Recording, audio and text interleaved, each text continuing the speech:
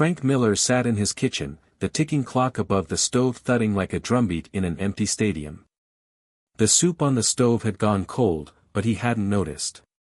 His eyes were locked on a letter he'd left unopened on the table for 3 days. It was from Dr. Patel's office, and he knew what it said even without reading it. Another medication adjustment, another warning, another subtle reminder that his body was retreating faster than he could keep up. The late afternoon sun slanted through the dusty blinds, cutting the room in quiet half-shadows. A pile of unopened mail flanked the letter. Junk, bills, maybe a catalog or two from companies that didn't realize June was gone and wouldn't be ordering anything for Christmas ever again. He picked up the envelope, felt its weight, then put it back down. What was the point? It wasn't like anything in there would change the fact that he woke up feeling slower, stiffer, and smaller than he had the day before. He got up, muttering to himself, and turned off the burner he'd forgotten to light. Old habits. He moved to the living room, easing into the faded recliner that had molded to his shape over the past 20 years. The remote clicked softly in his hand as he flipped through the channels: news, game shows, cooking, a courtroom drama.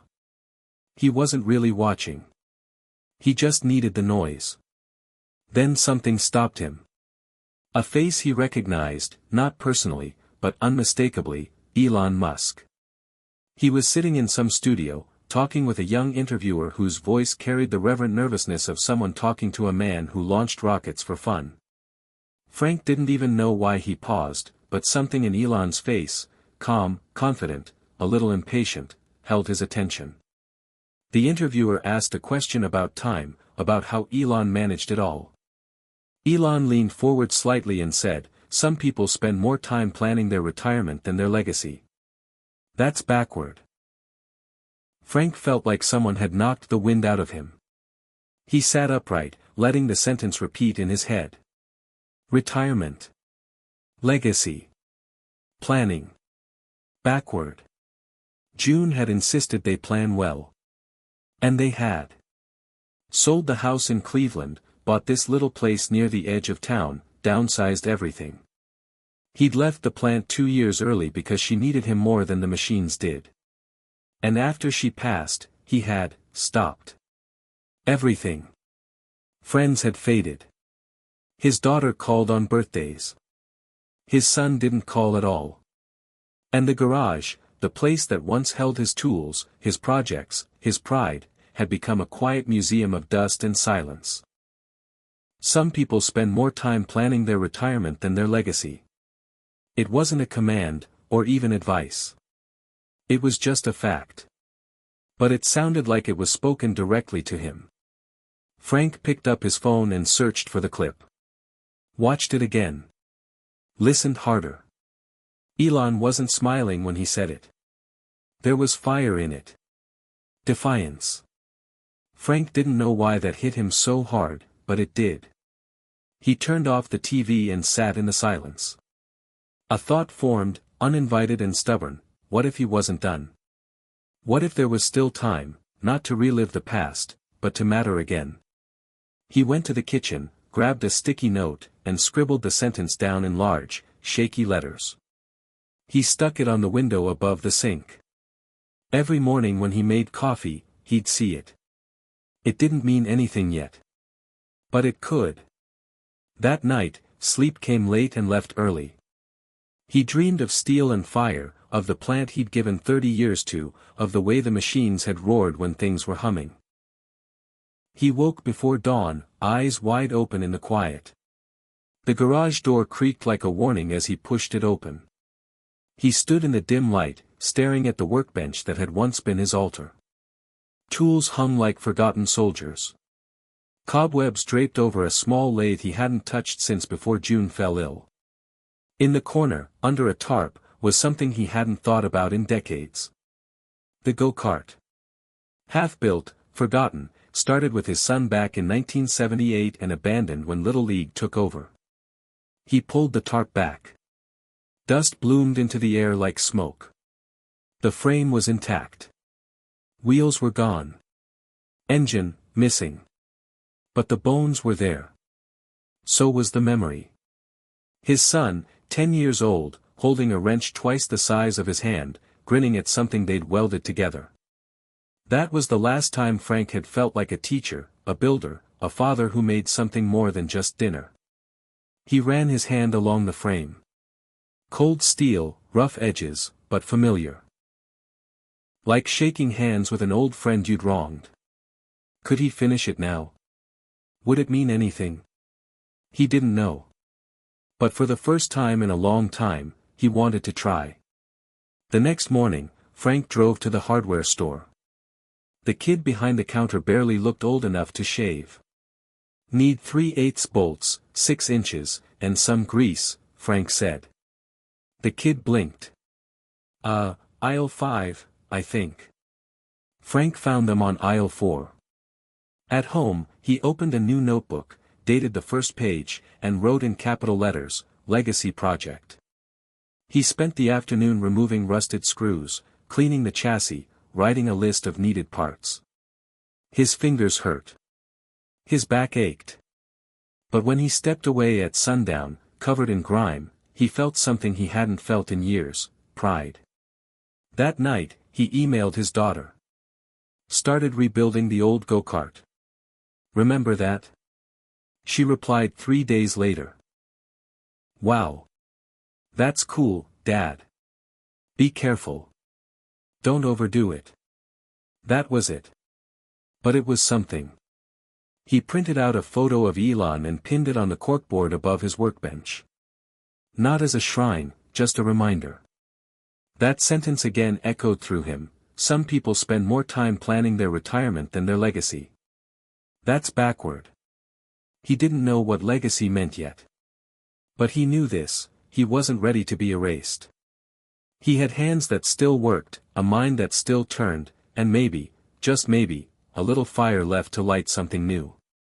And that was enough to start. Hit subscribe and leave a comment with where you're watching from. This story might just spark a new beginning.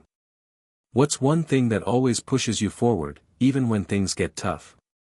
Frank Miller hadn't always been this version of himself, the quiet man with stiff joints and a morning routine that revolved more around pills than possibilities. There was a time, not so long ago in the grand scheme of things, when he'd woken up to the sound of steel grinding against steel, to the rhythm of a factory floor alive with purpose and noise. He'd worked in a steel plant just outside Cleveland for over 30 years, starting at 22, fresh out of trade school, and staying until retirement pried the wrench from his hand. He was never the boss, never the guy in the suit, but he was the one people came to when things went wrong. He knew machines like some men knew scripture. He could feel the weight of a bolt in his hand and know if it was wrong by half a millimeter. June used to say he had hands like a surgeon and a heart like a steam engine, steady, warm, but always working. They'd met in the back of a church basement during a spaghetti dinner fundraiser. She was folding raffle tickets and humming to herself. Frank had never believed in love at first sight, but the moment she looked up and smiled at him, he started to reconsider. They married a year later, bought a little brick house in Parma, and raised 2 kids, Laura and Matthew, both of whom grew up surrounded by the clanging of tools and the smell of oil on their dad's jacket. Life was never fancy, but it was good. Weekends were for camping, minor league baseball games, and long afternoons in the garage, where Frank would let the kids help him with whatever project he had going, building a bookshelf, fixing a lawnmower, replacing the brake pads on the neighbor's car. Frank still remembered the sound of his son's laughter echoing off the cinder block walls as they assembled the first pieces of the go-kart together. That was the summer of '78. Matt was 10, full of questions and energy, always asking how things worked, why things broke, if they could make it go faster. Frank had never felt more alive than in those moments, kneeling beside his son with grease-streaked hands, drawing up blueprints on napkins and dreaming about racing down the empty streets on a Sunday morning. But things changed. Life moved on. Matt got older, discovered basketball and friends and eventually girls. Laura became the overachiever, always organizing, always planning. Frank and June stayed steady, a quiet partnership rooted in shared routines and long Sunday drives. When the plant announced layoffs in the early 2000s, Frank managed to hold on thanks to seniority, but the writing was on the wall. Automation was creeping in, jobs were thinning, and his body, once so capable, began offering gentle reminders that time wasn't on his side. He started waking up with pain in his right shoulder. His knees clicked when he climbed the basement steps. He ignored it, pushed through, pretended none of it mattered. June noticed, of course. She always did. She started saying things like, maybe it's time to think about slowing down, and, let's look at the numbers again, just in case. At first he resisted. Work was who he was. But then came her diagnosis. Pancreatic. Late stage. Aggressive. Everything changed in a matter of weeks. Retirement wasn't a decision, it was an obligation. He hung up his boots not because he wanted to, but because June needed him. And in those last months, he gave her everything. He cooked her meals, sat beside her during every appointment, read aloud from her favorite books, and held her hand every night until she fell asleep. When she passed, something inside him shut off like a switch flipped by grief. The funeral was a blur. Hugs, flowers, casseroles. His kids flew in, stayed just long enough, then returned to their lives. Laura was in D.C., working for some nonprofit. Matt was in Oregon, running a landscaping company and raising two boys Frank had only met once. After they left, the house got quiet. Too quiet.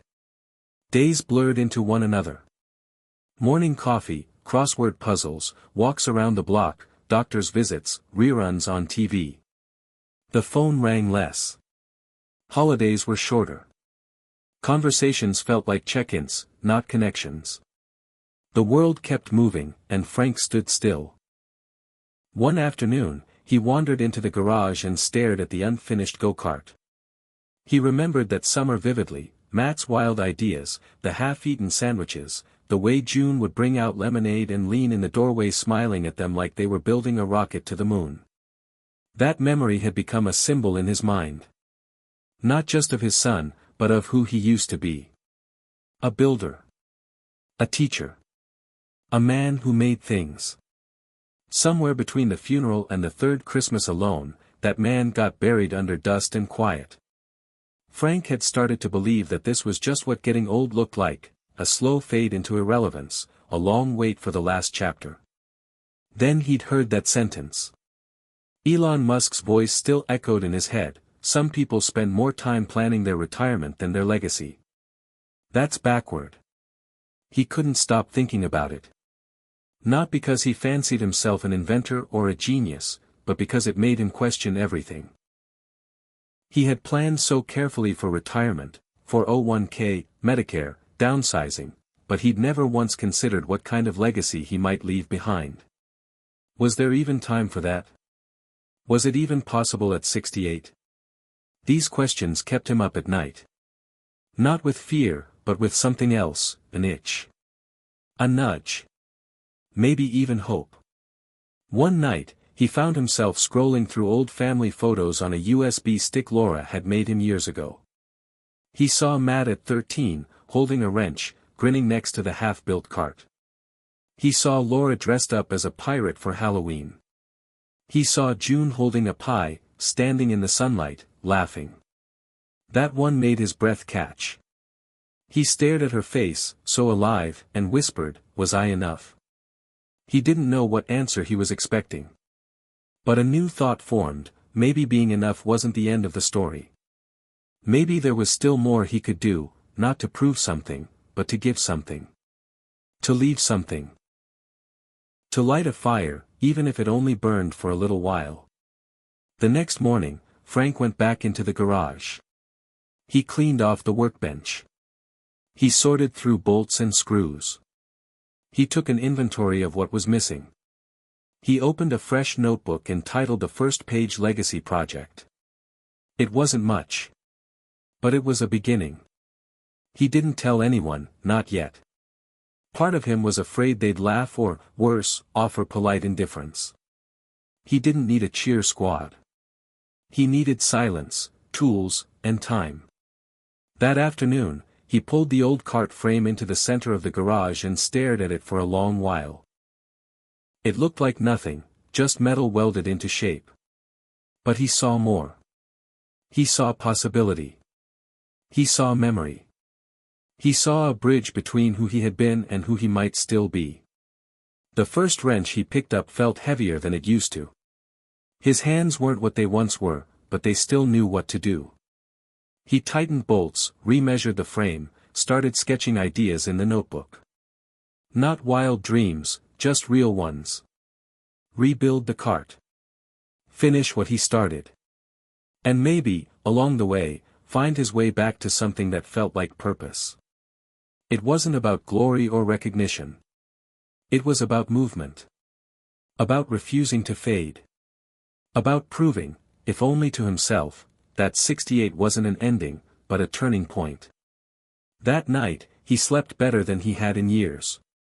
The next few mornings came with a purpose Frank hadn't felt since before June got sick. He'd rise early, make a single cup of coffee, and walk straight into the garage as the sun was still trying to push through the clouds. There was a chill in the air, even in August, but it felt good, like something waking up with him. He'd wipe down the workbench, flip open the Legacy Project notebook, and begin with a single line, day 3, then day 4, and so on. It gave each day structure. Meaning. He started small. Clean the bearings. Remove rust from the axle. Tighten the welds. It was slow going, but it gave him something to hold on to. The metal remembered him, even if his hands had to relearn some of their old grace. By the end of the week, he had a list of parts to buy, sketched some upgrades he never got around to back in '78, and placed an online order for a new seat and a replacement clutch. He'd spent half an hour just trying to figure out the shipping forms. Everything felt more complicated now, designed for faster fingers and younger eyes, but he figured it out. Small victory. One evening, as he was closing up the garage, his phone buzzed. A rare thing. He looked down and saw Laura's name. A text. "How are you, Dad? Thought about you today."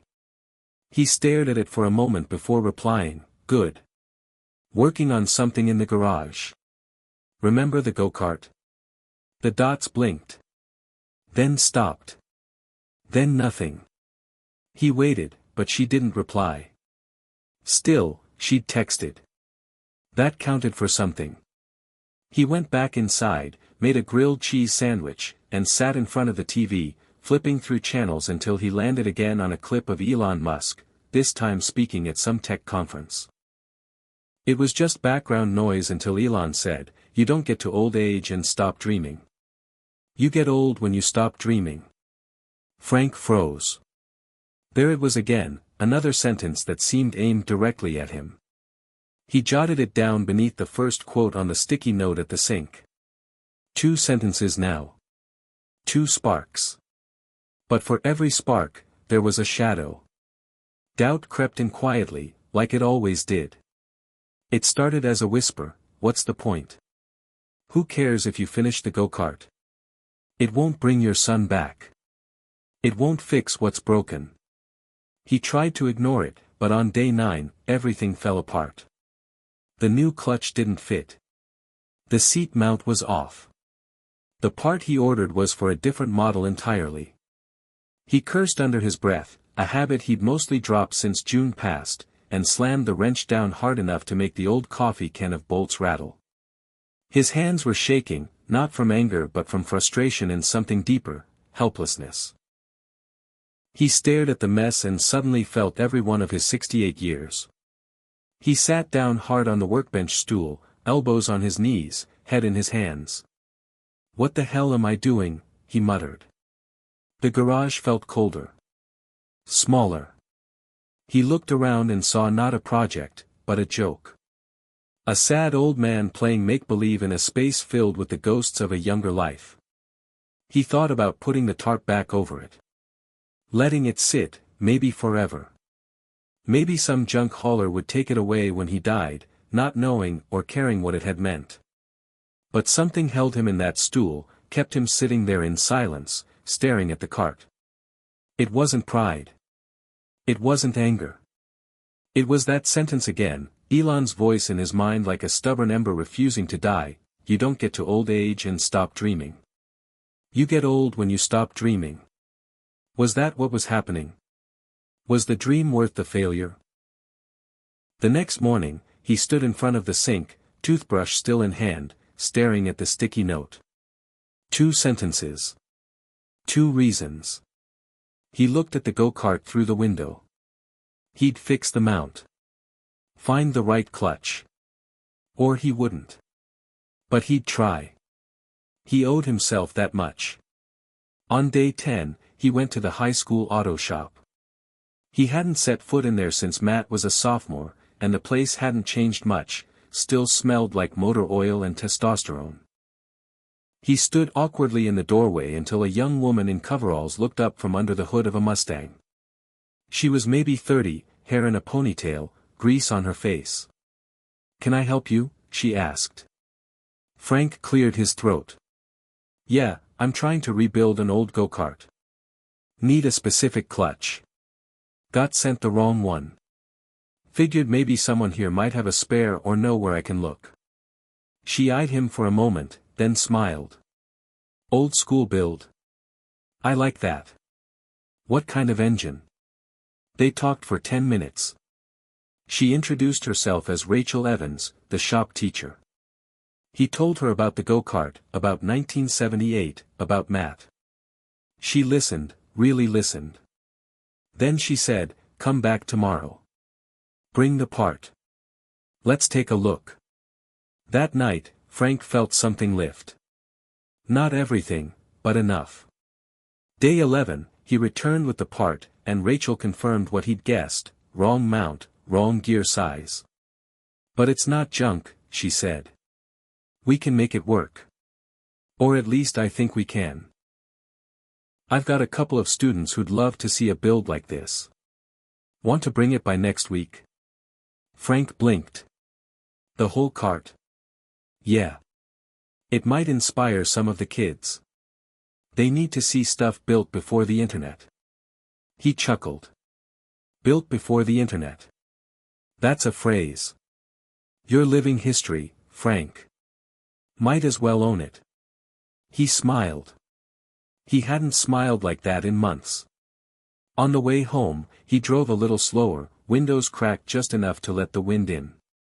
Something inside him was shifting. Not fast. But real. That night, he wrote in the notebook, "Maybe the point isn't finishing it.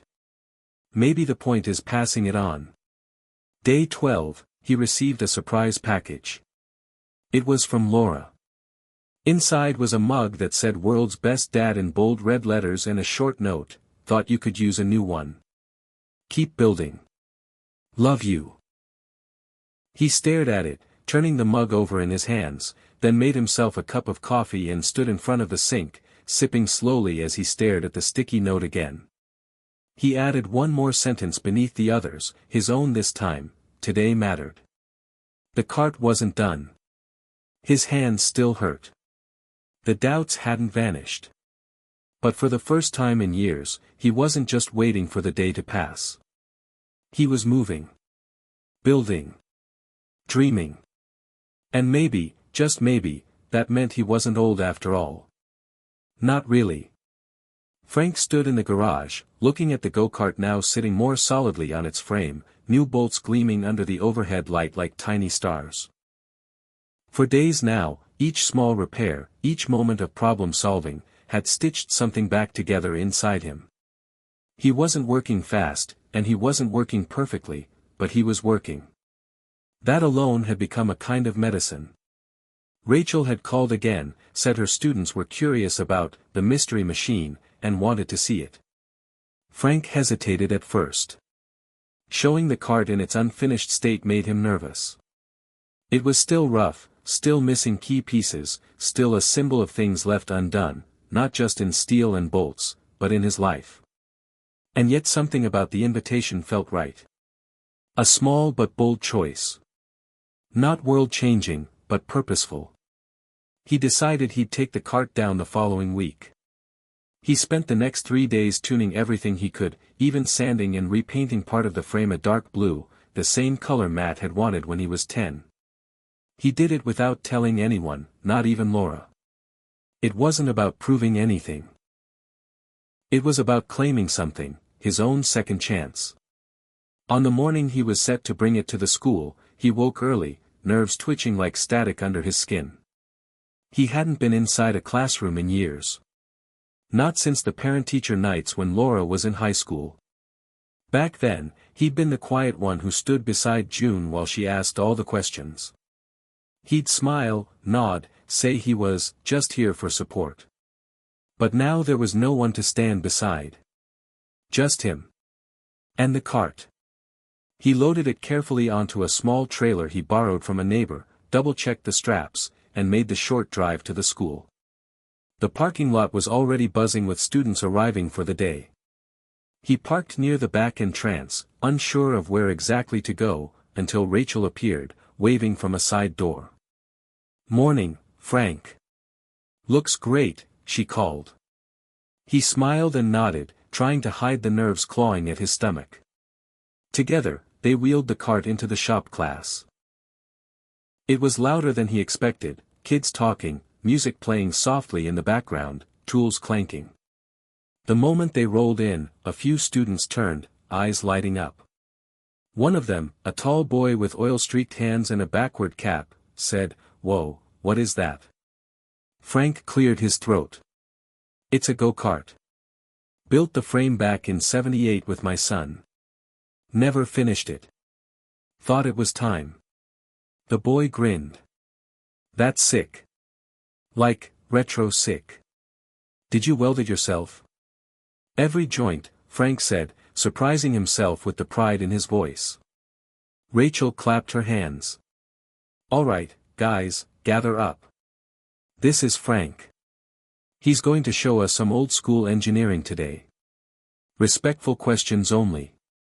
They circled around, maybe 8 or 9 students, boys and girls, all between 15 and 18. They weren't patronizing. They weren't rolling their eyes. They were curious. And Frank, once he started talking, found himself falling into rhythm. He explained the design, why they used certain angles for stability, how chain drives worked, the balance between weight and torque. They asked real questions, good ones. One girl wanted to know how the suspension would hold up on rough pavement. Another asked if he'd considered retrofitting it with an electric motor. That one made him pause. He hadn't, but now he was thinking about it. Maybe a hybrid setup. Why not? The hour flew by. At the end, Rachel asked him to come back the following week. "They need more of this," she said. "Real hands-on stories. Not just theory from a textbook. You up for it?" Frank nodded, already feeling the answer before he spoke it. "Yeah. I'd like that." As he packed up, one of the students, a wiry kid with glasses and an oversized hoodie, approached him. "Hey, Mr. Miller. Thanks for coming. My dad used to build stuff too. Haven't seen him in a while. But this kinda reminded me of him." Frank didn't know what to say. So he just nodded, put a hand on the boy's shoulder, and said, "Thanks, kid. Means a lot." Driving home, Frank felt something unfamiliar swell in his chest. Not pride, not quite. Purpose, maybe. Or connection. He hadn't realized how much he'd missed simply being useful. Not just busy, but needed. That night, Laura called. A real call this time, not a text. "Matt called me," she said. "Out of nowhere. Said he got your email. Said he's thinking about replying." Frank froze. "Thinking? It's a start," she said gently. "He's stubborn, Dad. But you reached out. That matters." Frank leaned back in the recliner. The silence on the line wasn't uncomfortable, it was familiar. Finally, he said, I just wish I'd done it sooner. We all do things late, Laura replied. You're doing it now. He stared at the ceiling, thinking of the cart, the shop class, the kid with the glasses. Maybe she was right. Maybe now was enough. The next day, he opened the notebook and made a new list. Not just for the cart. For himself. Things to fix. Things to try. He titled the page one small thing each day. Number 1, go for a real walk. Not just to the mailbox. He walked 2 blocks and back. Number 2, clean out the second bedroom. June had always wanted it to be a reading nook. Maybe he'd build the shelves she dreamed of. Number 3, send a photo of the cart to Matt. No message. Just the photo. Let it speak for itself. He did. No reply came. But it didn't hurt like it used to. He was beginning to understand that rebuilding something wasn't about controlling the outcome. It was about showing up, day after day, even when it was hard, even when it felt like nothing was changing. That was what legacy really was, one bolt at a time. The next time he returned to the school, one of the students was waiting in the lot, helping him unload before he even asked. They remembered what he'd taught. Asked follow-ups. One girl brought her dad's old socket set to show him. He said it was time someone used it again, she told him. Frank ran his hands over the case, recognizing the make, the wear on the handles. This is good stuff, he said. Built to last. Just like you, June would have whispered. Built to last. That night, Frank added a new sentence to the sticky note above the sink. You're never too old to build something that outlives you. Maybe he didn't invent rockets. Maybe he wouldn't be remembered in history books. But he could teach. He could spark something. A young mechanic. A lost son. Even himself. And maybe, just maybe, that was enough to call it a legacy. Frank woke up earlier than usual, his mind already buzzing before the first light of morning cut through the slats of his blinds. There was something new in him now, not loud or dramatic, but steady, like a low hum in the bones. For years, he'd moved through mornings like a ghost, pouring the same cup of coffee into the same chipped mug, listening to the same birds chirp out the same dawn song. But this morning felt different. Today was day 20 in the Legacy Project notebook, and he'd written a single word at the top of the page, momentum. The cart was almost finished. The seat was mounted perfectly now, the new clutch in place thanks to Rachel's help and a few YouTube tutorials he'd watched over and over like gospel. He'd even ordered a custom decal for the side, nothing flashy, just the name M&M Racer, in tribute to Matt and himself, their initials side by side. He smiled when it arrived, the vinyl shining in the morning light as he peeled the back and pressed it onto the side panel. It felt ceremonial, like christening a ship before its maiden voyage. He sat on the stool next to it, arms crossed, staring at what he and his son had started decades ago and what he, alone but not entirely, had now brought near completion. There was only one thing left to do, test it. But that idea brought a flutter of nerves. Not fear of danger, he'd ridden more dangerous things in his younger days, but fear of something deeper. Fear that it might not work. Fear that all this effort had been for a project that never quite left the ground. He decided to test it alone first. No students, no Rachel, no fanfare. Just him and the open road behind the house, the narrow strip of cracked pavement that wound through the empty field where the old train depot used to be. That's where he and Matt had first planned to ride it. That's where he'd finish it. He loaded the cart onto the trailer with practiced movements now. Every strap, every crank, done with careful precision. As he drove, he kept glancing at the rearview mirror, watching the outline of the cart bob slightly with every bump, like a sleeping child in the back seat. When he arrived at the clearing, there was no one around. Just the wind, the rustle of grass, and a few birds overhead. The sun had started to break free of the clouds, casting long shadows behind him as he lowered the cart from the trailer. He checked everything again, the chain, the throttle, the brakes, the kill switch. He slid onto the seat, knees creaking, but his hands steady. He pressed the ignition. The engine coughed, then roared. Not loudly, but enough to echo across the empty field. His fingers tightened on the steering wheel. He eased the throttle forward. The cart began to move. Slowly at first. Then faster. The wind pushed against his cheeks as he rounded the first curve, the tires bumping lightly over cracks in the pavement. He felt it all, the vibration in the frame, the pull of the wheel, the whir of the engine. And underneath it, something he hadn't felt since he was a kid flying down a hill on a bike with no brakes, joy. Pure, ridiculous, full-hearted joy. He laughed, loud, sharp, unfiltered. He did 3 laps around the old depot field before stopping, his heart pounding not from exertion but from exhilaration. He sat in the cart for a long time, the engine ticking softly as it cooled, and looked up at the sky. "We did it, Matt," he whispered. He didn't expect a reply. But something in the wind, in the stillness of the morning, felt like an answer. That night, after washing the grease from his hands, Frank wrote a new entry in the notebook. Day 20, test run successful. Cart drives smooth. Handles like a dream. I felt alive. He paused, then added, legacy isn't what you leave when you're gone. It's what you build while you're here. The next day, Rachel invited him to speak again at the school. Just talk about what you did. Bring the cart. Let them see it run. They'll love it, she said. Frank hesitated, but then remembered the kid who said the cart reminded him of his father. Maybe this wasn't just about building something for Matt.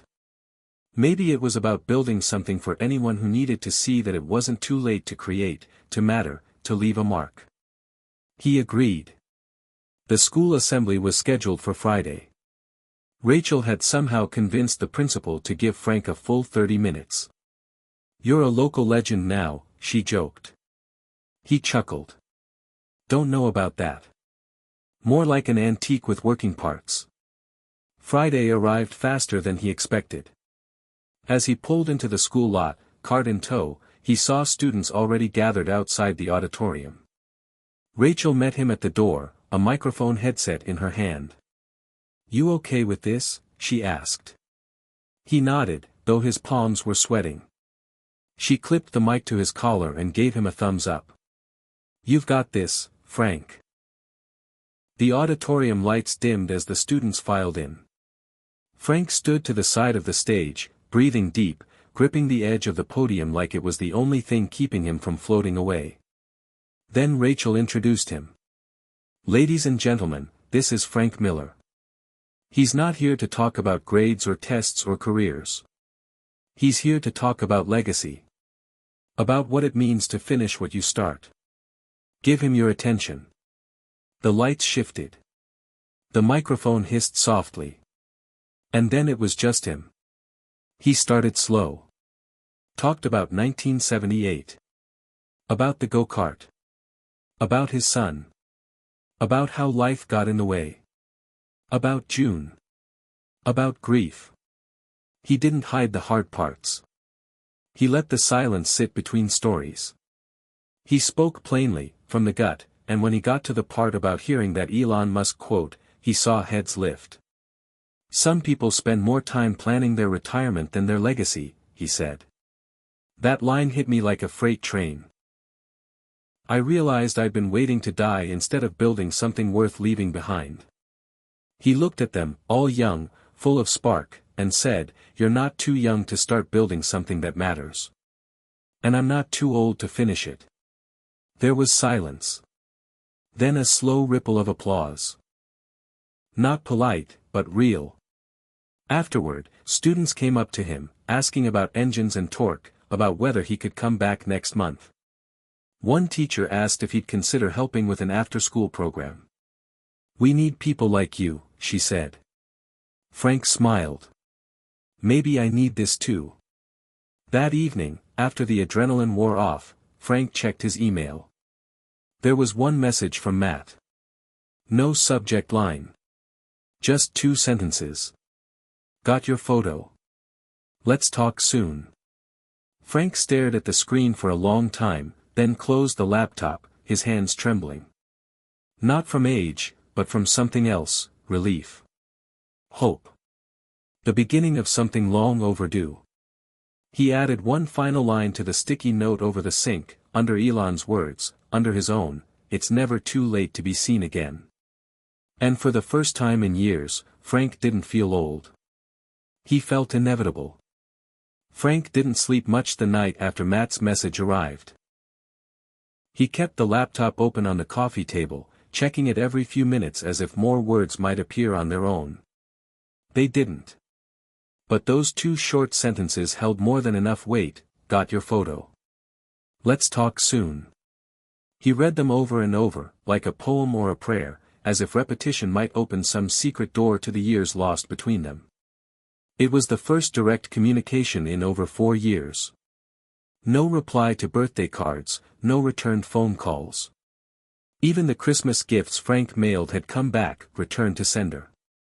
He could still see the last time they'd spoken in person, both of them red-faced, Frank pacing the garage while Matt stood in the doorway shouting about how he didn't want his father's stubbornness, how he didn't want to end up angry and unfinished like the half-built cart in the corner. Frank had said something cruel then. Something about not needing Matt to finish anything, about having built his life without help. It wasn't true, and they both knew it. It was pride lashing out like it always did, burning the bridge before anyone could cross it. But now, years later, with just a photo and a half-built machine as his olive branch, something had opened. Frank didn't write back immediately. He didn't want to rush it, didn't want to make it too heavy. Instead, he opened his notebook and added a new page, titling it, When He Calls. He listed memories, good ones, like the time they stayed up all night trying to rebuild a carburetor, or the summer Matt broke his arm and they built model rockets to pass the time. He listed questions too, not heavy ones, but ones that said, I still care about who you are. Where are you living? Do you still play guitar? Ever fix that old motorcycle? Do you remember how fast we thought the cart would go? He wanted to be ready, not with answers, but with presence. The next few days passed in a strange kind of suspension. He kept working, showing up at the school shop, talking with the students, fine-tuning the cart with Rachel's guidance. He was now halfway into a mentorship role, something he never saw coming but had grown to love. One afternoon, as they were rebalancing a kid's off-road bike, Rachel turned to him and said, You ever think about teaching full-time? Frank laughed. At my age? She wiped her hands on a rag. You're better than half the instructors I had in college. You don't need a fancy degree to make a difference, Frank. You've got something way more rare, life that's been lived. He didn't answer right away, but the thought lodged somewhere deep. Could he really start something new at 68? The world told him he was past the threshold. But Elon's voice returned again, the sentence that first cracked open the cage, some people spend more time planning their retirement than their legacy. Maybe this was what legacy looked like now, passing tools instead of torches. That night, the phone rang. He didn't recognize the number but answered anyway. Hey. Dad? It was Matt. Older now. Rougher around the edges, maybe, but unmistakably his son. Frank's throat closed up for a moment, and for a beat, he couldn't speak. Then, finally, hey, kid. Silence stretched between them. Not tense. Just, full. Matt spoke first. I saw the cart. Can't believe you kept it. Frank smiled. Can't believe I'm finishing it. Almost done, actually. Took me 40 years, give or take. Matt laughed, a soft, warm sound. Looks good. Better than I expected. Appreciate that, Frank said, and then added, you still remember how to drive it? Matt was quiet a moment. I remember everything. They talked for over an hour. About the cart. About the past. About Laura, who apparently had been nudging Matt for weeks to at least say hello. About June. Frank told him how hard it had been after she passed. Matt admitted he hadn't known how to reach back when the pain between them felt like concrete. But now it felt like something was finally softening. Before they hung up, Frank asked, "You ever think about coming back home for a bit? Maybe taking her for a spin?" There was another long pause. Then Matt said, "Yeah. I think I'd like that." After he hung up, Frank sat in the dark living room, the glow from the lamp illuminating the sticky notes still stuck above the sink.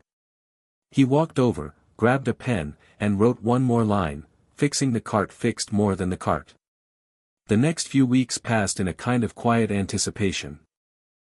Frank went to the school 3 times a week now, sometimes just to supervise the students' projects, sometimes just to listen. The wiry kid with glasses, Jake, had started coming in early to rebuild a dirt bike from scratch. Rachel let Frank take the lead on mentoring him.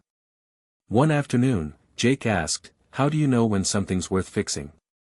Frank looked at the dirt bike, then back at the kid. "When it's still got something left inside it. You just have to listen close." Jake nodded like he understood. And Frank knew he did. When Matt arrived that Sunday, it was like opening a door to the past, but this time, the light was different. He looked older, sure, but strong. Wiser, maybe.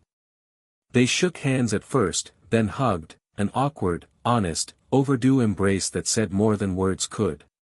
"Looks exactly the same," Matt said, eyeing the garage. "Except cleaner." Frank grinned. "Had a lot of time on my hands." They spent the afternoon tweaking the cart, just like old times, the rhythm between them slowly returning, like 2 musicians remembering a long-lost duet. When they finally rolled it out to the field, the sun was just starting to dip, casting gold across the cracked pavement. "You drive," Frank said, stepping back. "It's yours too." Matt didn't argue. He climbed in, fired up the engine, and took off. Frank watched, heart swelling, as his son tore around the track, laughter echoing across the field. It wasn't about speed. It wasn't even about finishing what they started. It was about rediscovering what had always been there, beneath the pain, beneath the years. Love. Legacy. Motion. When Matt parked and climbed out, he shook his head, grinning. "Still handles like a dream." "Told you," Frank said. They sat on the trailer, watching the sky fade from orange to violet. "You ever think about staying a while?" Frank asked. Matt shrugged. "Maybe. I've got a few things I need to finish too." Frank nodded. "We can build whatever you need. Together." That night, the house felt full for the first time in years. Frank made grilled cheese sandwiches, just like he used to, and they talked late into the night. No tension. No landmines. Just time reclaimed.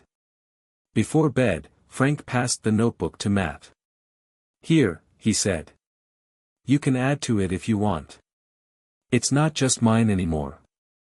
Matt flipped through the pages, reading quietly, then smiled. "Legacy project, huh?" "Yeah," Frank said. "But now it's just life." Matt nodded. "Best thing you ever built, Dad." And Frank, standing there in the soft glow of the hallway light, believed it. Frank woke the next morning to the smell of bacon, real bacon, not the turkey stuff June used to buy to make him live longer, as she'd say with a wink. For a moment he thought it was a dream, Matt back in the kitchen, sizzling breakfast like nothing had changed, like the last 4 years hadn't passed with silence and distance stretched between them. He shuffled down the hallway, hand brushing the wallpaper he still hadn't replaced since 1992, and stepped into the kitchen. Matt stood by the stove, barefoot, wearing the same high school football t-shirt he'd left behind all those years ago. "You hungry or what?" Matt asked, not turning from the skillet. Starving, Frank said. And just like that, the morning began. They ate at the small kitchen table, the one with the dent in the corner from when Matt dropped a hammer during a failed middle school birdhouse project.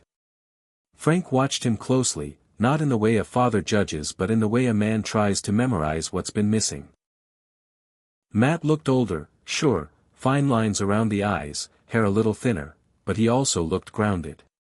Like whatever he'd been through had shaped him, not shattered him. After breakfast, they ended up in the garage again, like muscle memory guiding them back to where it all began. The cart still sat there, gleaming from the last polished job Frank had given it. Matt pulled out the Legacy Project notebook from under a rag on the bench and flipped through the pages. "You really kept all this?" he asked. "Every day. Every day I could," Frank said. "It gave me something to hold on to." Matt nodded, then added, "I read the line you wrote, about legacy not being what you leave when you're gone but what you build while you're here. That hit me." Frank leaned against the counter, crossing his arms. "Yeah, it hit me too." Took a while to believe it. They stood in silence for a while, not awkward, just thick with reflection. Then Matt said something Frank didn't expect. "You know, I've been thinking about building something too." "Yeah. Not a cart. Nothing mechanical. But maybe something with people. Community. I've been doing these workshops in Phoenix. Teaching foster kids how to work with their hands. Build stuff. Fix things. Basic skills. It started small, just me and a friend. But now we've got a waiting list." Frank's eyebrows raised. "You're doing that? All this time?" Matt nodded. "I guess I needed to get away from what hurt before I could do something that helped." Frank took a deep breath, letting the words sink in. "Your mom would be proud." "I hope so. I know so." Matt smiled. "We're trying to find space for a new shop. Bigger. I was thinking maybe you'd help me design it. If you're up for it." Frank felt his chest tighten in the best way, like a muscle waking up. "You're serious?" "Yeah. I mean, who better? You've still got the spark. You just buried it under lawn chairs and tax forms for a while." Frank chuckled. "Guess I did. You think you'd ever leave this place? Even for a bit?" Frank looked around the garage, the house, the small town. It had been his world for decades, his cocoon. But maybe, just maybe, it had served its purpose. "I think I could." Over the next week, they worked together like they used to, welding, planning, talking late into the night about floor plans, tool budgets, and how to make a space that felt like opportunity to kids who'd never had any. Frank sketched out blueprints on napkins. Matt translated them into spreadsheets. It was messy, beautiful collaboration, the kind that made time irrelevant. One afternoon, Rachel stopped by the house, unannounced, holding a tray of muffins. "Just wanted to meet the famous Matt," she said with a grin. "And say thanks for lending us your dad." They all sat on the porch, talking like old friends, laughter filling the air in that gentle, everyday way that doesn't need to be loud to be powerful. Rachel eventually asked Matt if he'd speak to her students too, share what he was building in Phoenix. "I think they'd learn a lot from both of you," she said. Matt agreed, and 2 days later they stood side by side in the same auditorium where Frank had once spoken alone. This time, it was a duet. Matt talked about purpose, about how pain doesn't cancel possibility. Frank talked about late beginnings, about how dreams can be excavated like old engines, rusty, sure, but not beyond repair. Afterward, students lined up again, asking new questions, and this time they didn't just want advice, they wanted to be involved. "Can we help?" one girl asked. "We've got weekends." Another boy said, "My uncle has a space downtown. Maybe you could use it for the shop." Seeds. Dozens of seeds, all taking root. That night, Frank sat alone on the porch while Matt took a call from Phoenix. The stars were just starting to prick the sky, and the sound of cicadas buzzed through the stillness. He looked at the sticky note he'd carried from the sink to his notebook, a simple scrap of yellow now curled at the edges. It had Elon Musk's first sentence, still bold and underlined: "Some people spend more time planning their retirement than their legacy." Under it, Frank had written his own addendum: "But it's never too late to change course." And below that, in Matt's handwriting now, "Especially when you're not walking alone." Frank smiled and finally felt something settle in his chest. Peace, not the quiet, empty kind, but the active kind. The kind that said, "You've still got miles left, and someone to walk them with." In the days that followed, they finalized plans to drive back to Phoenix together. Matt had cleared space in his apartment, just for a few months at first, but enough for Frank to feel like he had a place, a purpose, a role in something bigger than his front porch. Before they left, he walked through the house one more time, not sad, just grateful. He paused at the photo of June on the mantel. "We're okay now," he whispered. "You'd like what we're building." Then he and Matt loaded the cart one last time, this time not as a relic but as a symbol of what had been rebuilt. Not the cart. Not the past. But them. They drove through the night, headlights cutting a path toward a future neither of them had expected, but both of them had earned. They arrived in Phoenix just as the sun was climbing over the horizon, casting long orange streaks across the pavement and painting the city in a warm, dusty glow. Frank had never been a desert man, never cared much for dry heat or cacti or cities that seemed to sprawl without end, but something about this place felt new in a way that didn't scare him. It felt like forward motion. Matt drove with one hand on the wheel, the other resting comfortably out the open window. The cart sat quietly in the trailer behind them, its presence now more than mechanical. It was a passenger in the story, just like them. "Still want to see the new space?" Matt asked as they passed a row of faded warehouses on the city's south side. Frank nodded. "Lead the way." They pulled into a narrow lot next to a squat gray building that looked like it had once been a mechanic shop and then maybe a storage facility and then maybe nothing at all. "She's not pretty yet," Matt said, unlocking the front and pushing open a rolling steel door, "but she's got good bones." Frank stepped inside and let his eyes adjust. The air smelled of dust and old oil, but the space opened up like a promise: high ceilings, concrete floors, scattered shelves, a workbench pushed against one wall, and wide open floor space. "You're right," Frank said, walking slowly around the perimeter. "It's not pretty. But it's perfect." Over the next few days, they got to work. Not building machines, at least not yet, but building the space itself. They swept, scrubbed, patched up drywall, and pulled down old wiring. Matt introduced Frank to his business partner, Layla, a sharp, no-nonsense woman in her 30s with a knack for fundraising and a heart clearly invested in kids. She had once been in foster care herself and now worked full-time making sure no kid had to grow up without someone believing in them. "Frank," she said, shaking his hand, "you're a legend around here. Matt talks about you like you're some kind of shop floor philosopher." Frank laughed. "I don't know about all that. But I can swing a hammer." "Then you're hired," she said. Together, the three of them turned the space into something living. They built new workstations, installed lighting, painted the walls a warm, deep blue that made the whole room feel calm and focused. They added storage racks, a tool wall, and a small break room in the back with a donated fridge and microwave. But the real heart of it came when the kids showed up. It started slow: a couple of teens who had heard about the shop from a foster parent, another who'd followed Matt on Instagram and was curious enough to stop by. Frank was nervous at first. He wasn't used to this generation, used to hearing how they were all buried in their phones, short on attention, uninterested in hard work. But what he saw was something else entirely. He saw kids hungry to matter.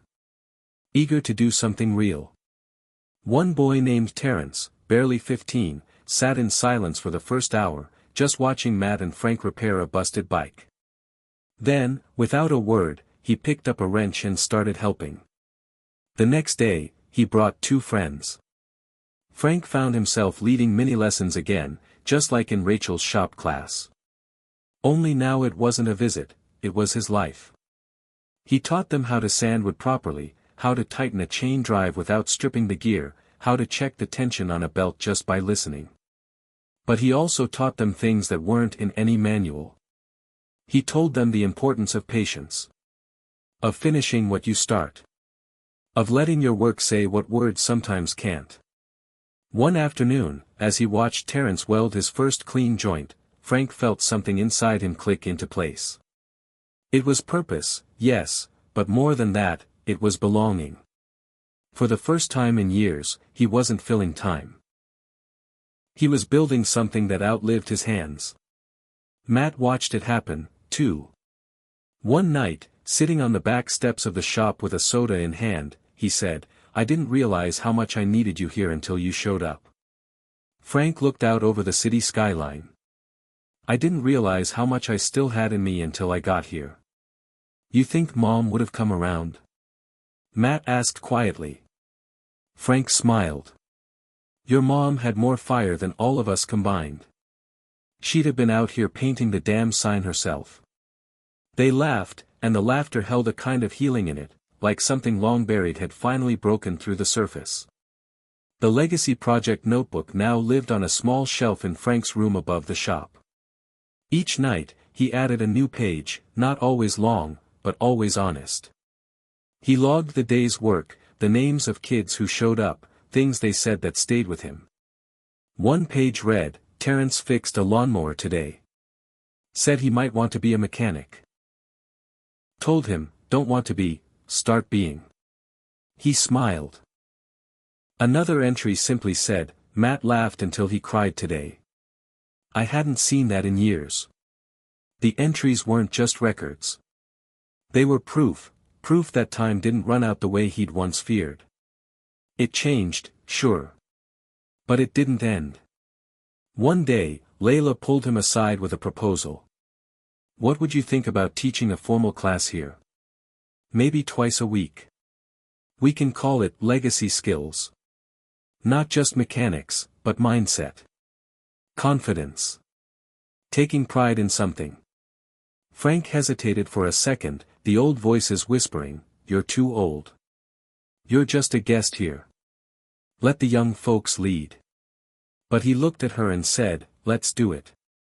The first class had 6 students. The next had 12.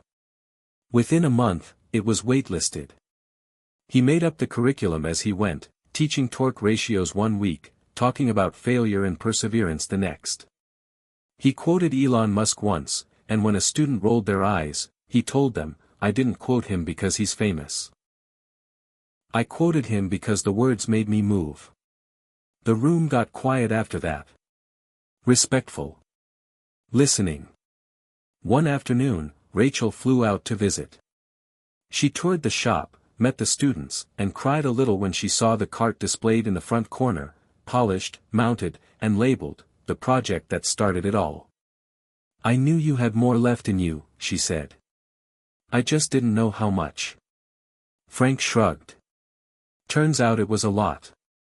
At the end of the day, he handed her a duplicate of the Legacy Project notebook, now copied and bound with a custom cover. She held it like a gift. "You're leaving a trail," she whispered. "They're going to follow it." That night, Frank and Matt sat on the roof of the shop, looking out over the lights of Phoenix.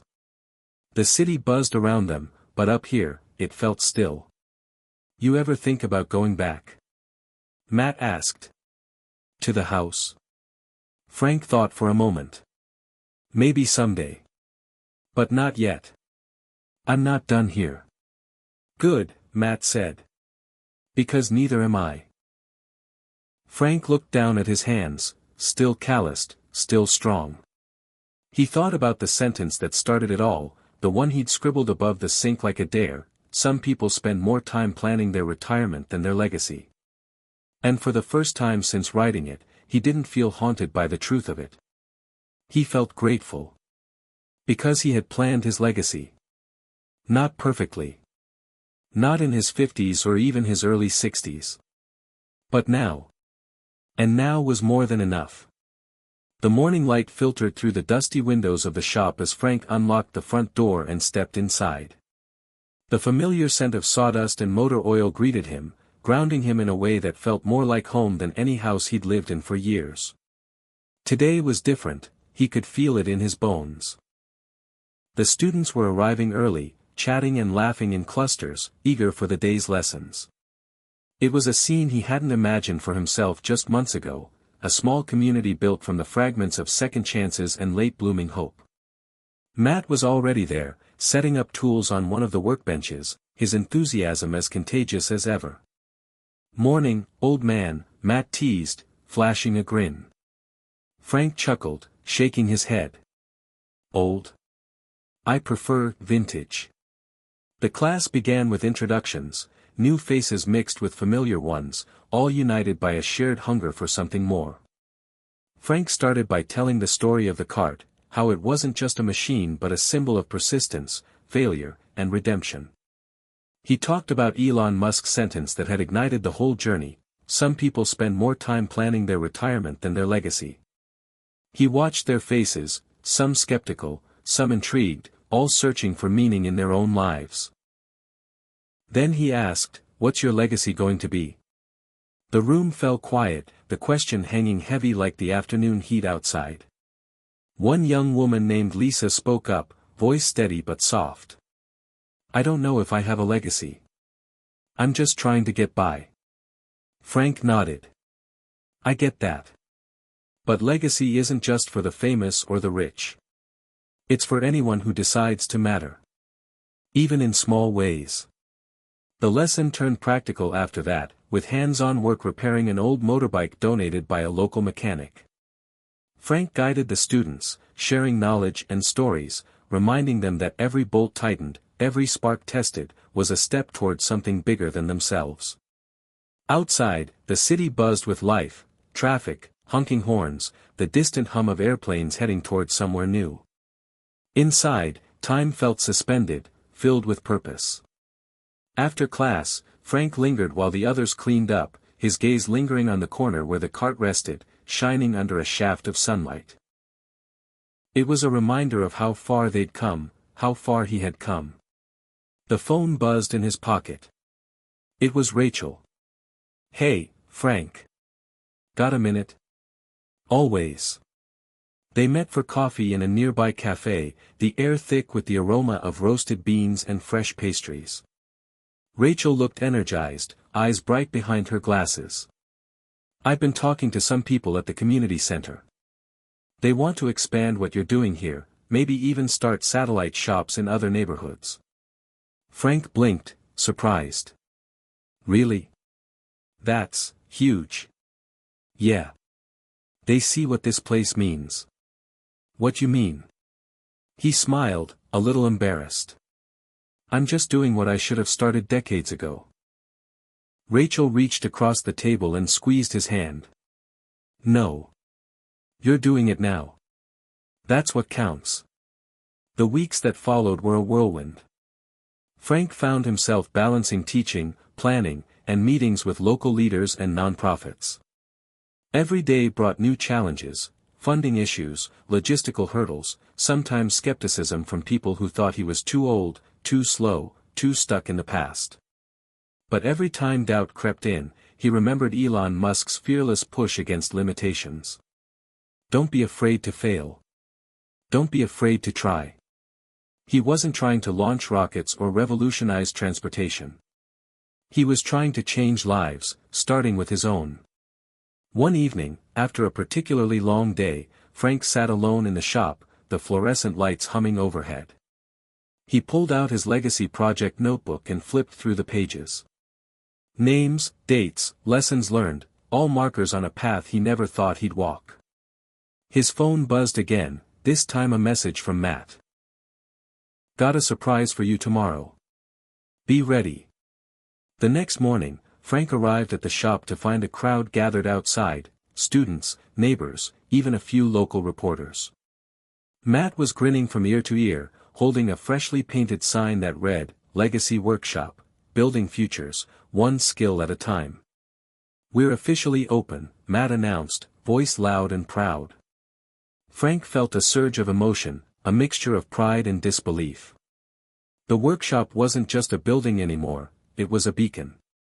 A place where people who'd been overlooked could find purpose and belonging. Over the coming months, the program grew.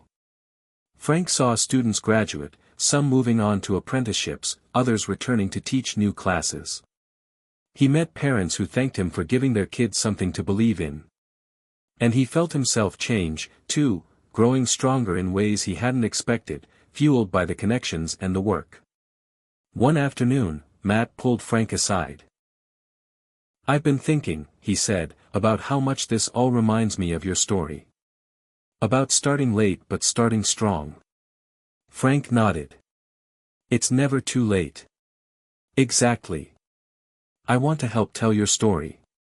Show people that change doesn't have an expiration date." They began working on a documentary, a simple project to start, with a local filmmaker capturing their days, the student stories, the transformation happening in this unlikely corner of Phoenix. Frank was hesitant at first, he'd never liked the spotlight, but he saw the value in sharing the message. That the journey doesn't end just because the calendar says so. One evening, as they reviewed footage, Frank saw himself in a new light, not as a man running out of time, but as someone whose time was just beginning. The documentary premiered at the community center, drawing a crowd that overflowed the seats. People laughed, cried, and cheered as they watched Frank, Matt, and the students bring the shop to life. Afterward, a young man approached Frank, eyes shining. "You showed me I could do more. That I'm not just my past." Frank felt tears prick his eyes. "Thank you for letting me be a part of your future." Walking home that night, Frank looked up at the stars. He thought of Elon Musk's relentless drive, his willingness to break the rules and rewrite the possible. He thought of the cart, the workshop, the lives touched. And he realized something powerful: legacy wasn't about the years behind him, it was about the impact he made right now. As he unlocked his door, Frank smiled. This is just the beginning. Hit subscribe and leave a comment with where you're watching from. This story might just spark a new beginning. What's one thing that always pushes you forward, even when things get tough? The sun had barely risen when Frank pulled on his jacket and stepped outside. The desert morning air was cool, tinged with the faint smell of mesquite and earth warmed by the previous day's heat. Today was a special day at the Legacy Workshop, the culmination of months of hard work and a dream that once seemed impossible. The students were buzzing with excitement, their faces flushed with anticipation as they prepared for the first-ever community showcase. Frank walked through the shop, checking tools, adjusting the layout, making sure every detail was just right. Matt was already there, setting up tables with flyers and photographs from their journey. "You ready for this?" Matt asked, grinning wide. Frank nodded, though inside he felt a nervous flutter, a mix of pride and the weight of expectations. The doors opened, and people began to arrive, neighbors, parents, city officials, even a few local reporters. The room quickly filled with energy, laughter, and the hum of eager conversation.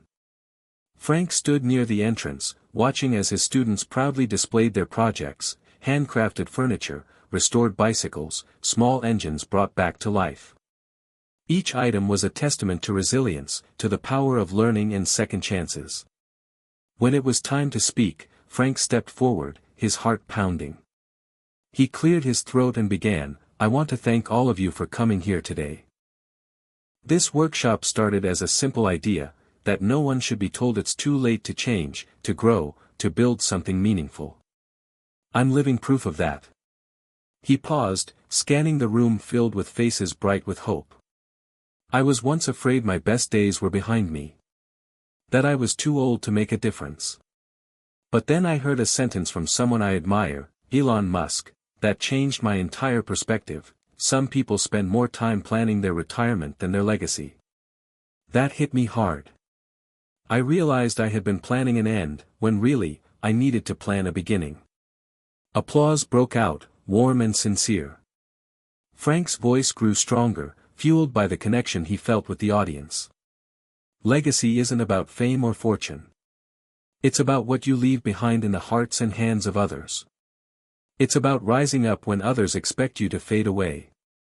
It's about daring to try, to fail, and to keep going.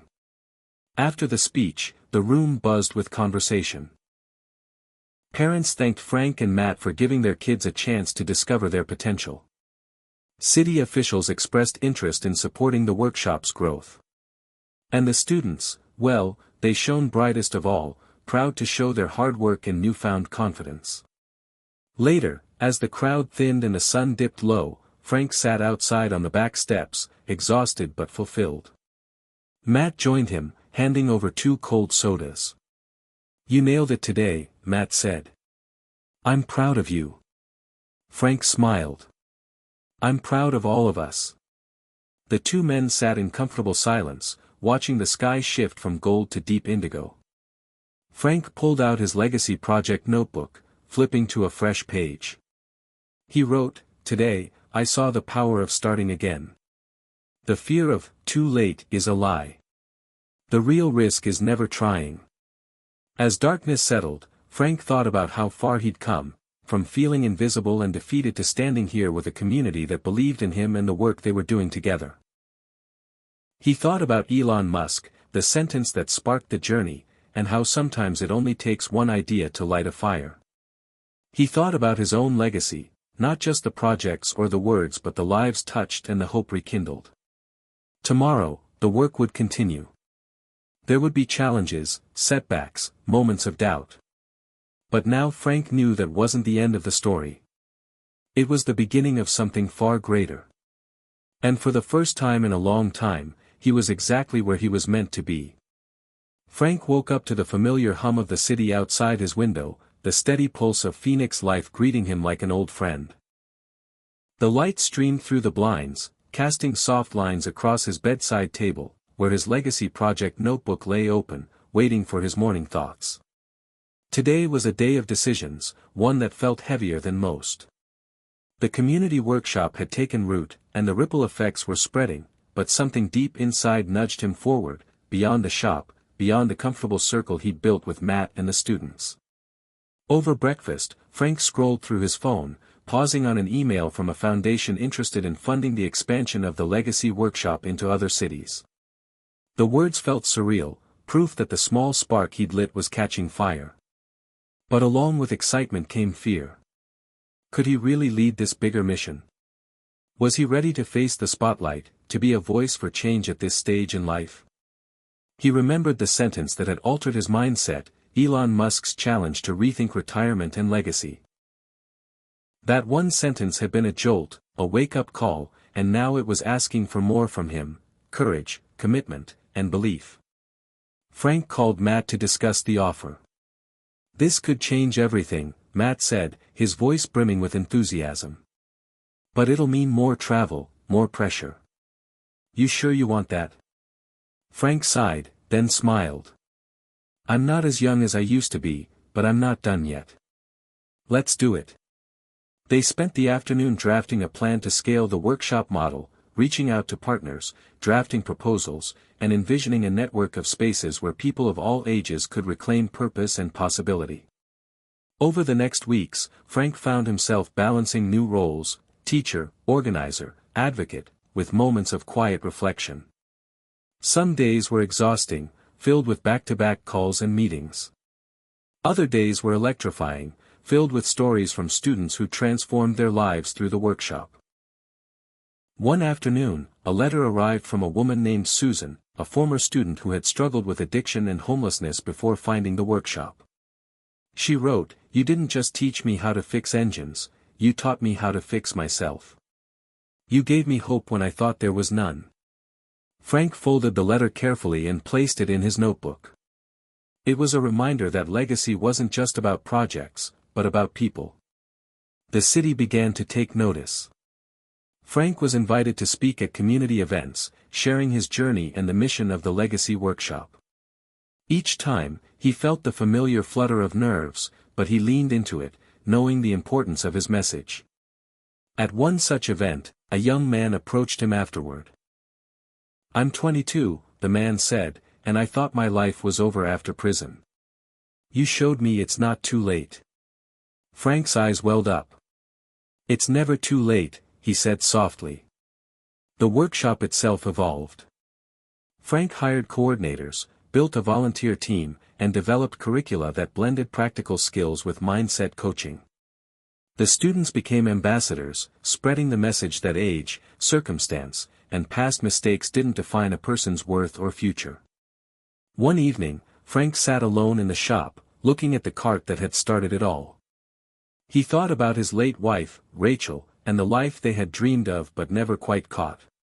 He realized he was finally living that dream in a new form, not as he'd imagined, but better. The journey had come full circle.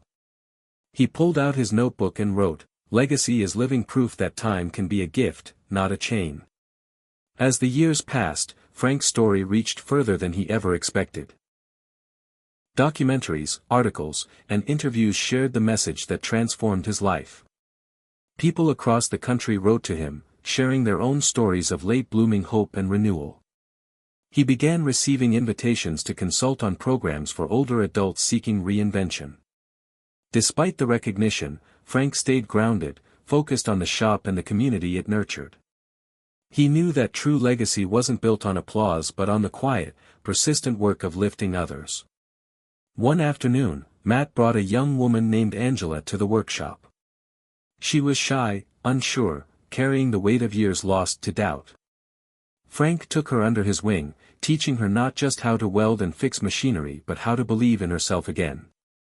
Months later, Angela stood at the community showcase, proudly presenting her own project, a beautifully restored bicycle. Frank watched, heart full, knowing the cycle of transformation continued. Late one night, Frank sat on the roof, staring at the stars. He thought about the future, not just his own, but the future they were building together.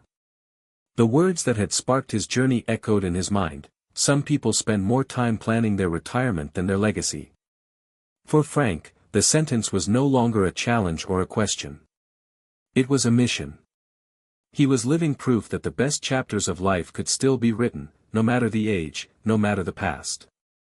And as the desert wind whispered through the night, Frank smiled, ready for whatever came next. The Legacy Workshop buzzed with life as spring edged into summer. Frank walked through the shop, greeting students by name, watching hands skillfully wield tools, the hum of drills and saws filling the air like a symphony of second chances. This place, once a simple dream, had grown into a sanctuary where people shed the weight of past mistakes, age, and fear to rebuild themselves one project at a time. Frank's heart swelled with pride, but beneath that pride was a steady undercurrent of purpose, a drive to push further, to reach those still stuck in the shadows, waiting for a spark.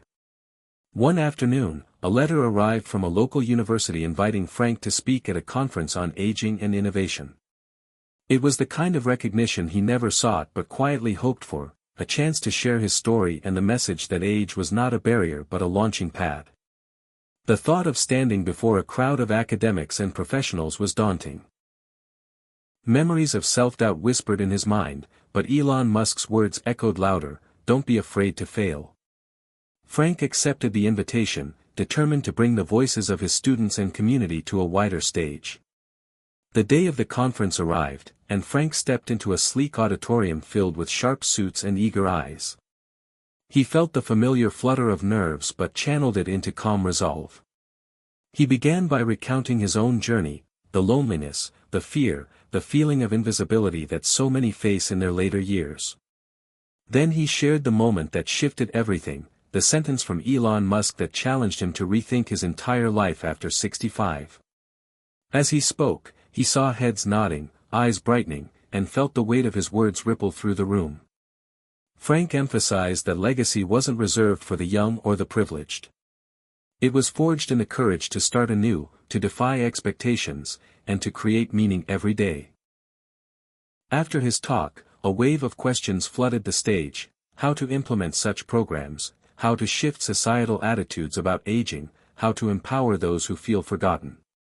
Frank answered honestly, drawing on the lessons learned from the workshop, the students who'd become family, and the power of community. Back home, the workshop felt more alive than ever. The students returned from the conference inspired, ready to take on new challenges. One of them, Carlos, a former construction worker sidelined by injury, approached Frank with an idea, a mobile version of the workshop to reach rural areas where opportunities were scarce. The idea excited Frank. It was exactly the kind of bold thinking he wanted to encourage. Together, they sketched plans, brainstorming how to outfit a van with tools and learning materials, creating a roving classroom of hope. Funding was a hurdle, but Frank reached out to contacts he'd made through the conference, writing proposals and making calls late into the night. The community rallied too, donations, volunteer hours, and encouragement poured in. One chilly morning, the mobile workshop van rolled out of the parking lot, decked in bright colors and the words, "Legacy in Motion." Frank stood beside Carlos as the van disappeared down the street, a wave of pride washing over him. This was more than a program, it was a movement. Over the following months, Frank juggled the expanding responsibilities with the heart of the original workshop. He made time for the everyday magic. The shared laughter over a stubborn engine, the glow in a student's eyes when they mastered a skill, the quiet moments of reflection that turned pain into purpose. One evening, as Frank locked up the shop, his phone buzzed with a message from a familiar number. It was Lisa, the young woman who'd once doubted her own legacy. "Frank, I'm starting a blog to share our stories, can I interview you?" Frank smiled, touched. The stories mattered. The truth about aging, about transformation, needed to be heard far and wide. He agreed. Over coffee, Lisa's questions sparked new reflections in Frank, reminding him how far he'd traveled from the man who'd once felt invisible and powerless. Their conversation became the first of many blog posts, a digital echo of the workshop's mission spreading through cyberspace. As summer ripened, Frank received a surprise invitation. A local theater group wanted to collaborate on a play inspired by the workshop story. The idea thrilled him. Art was another powerful way to reach hearts and minds, to shatter stereotypes about aging and potential. The rehearsals brought the community together in new ways, young and old, learners and teachers, sharing laughter, tears, and the thrill of creation. Opening night was a triumph, the audience moved by the raw honesty and hope woven into the performance. Frank sat in the front row, tears in his eyes, feeling the pulse of legacy alive and vibrant. One quiet afternoon, Frank found himself alone with the cart, the symbol of everything that had started this journey. He touched the worn steering wheel, tracing the scars and dents that told stories of perseverance. He realized that legacy was not a single moment or achievement but a living thread that connected past, present, and future. It was the courage to keep moving forward, the willingness to ignite hope in others, and the grace to accept change at every stage. As the sun dipped below the horizon, casting a golden glow over the workshop, Frank felt a profound peace. He had rewritten what it meant to grow older. He was not a man fading into the background but a spark lighting the way for others. And in that moment, he whispered to himself, "I was never too old. I was just waiting for permission to matter again." Frank sat by the window of his small apartment, the late afternoon sun casting long shadows across the faded carpet and well-worn furniture. The quiet was a sharp contrast to the buzz of the legacy workshop, and yet, in this stillness, he found space to think, really think, about everything that had changed in the past few years. The weight of time still pressed gently on his shoulders, but it no longer felt like a burden. Instead, it was a reminder of how far he'd come from the man who'd once sat alone in a dark room, wondering if he even mattered anymore. The phone buzzed on the table, jolting Frank from his thoughts. It was a message from Lisa, the young blogger who had captured so many of the workshop stories. "Got a surprise for you. Meet me at the community center at 6. Frank smiled, curiosity piqued. At 6 o'clock sharp, Frank walked into the community center's multipurpose room, warm light spilling over colorful posters and folding chairs. Lisa was there, holding a tablet with a grin that promised something exciting. "We've been invited to participate in a local innovation expo," she said. "They want us to share the legacy workshop story and show what we've built."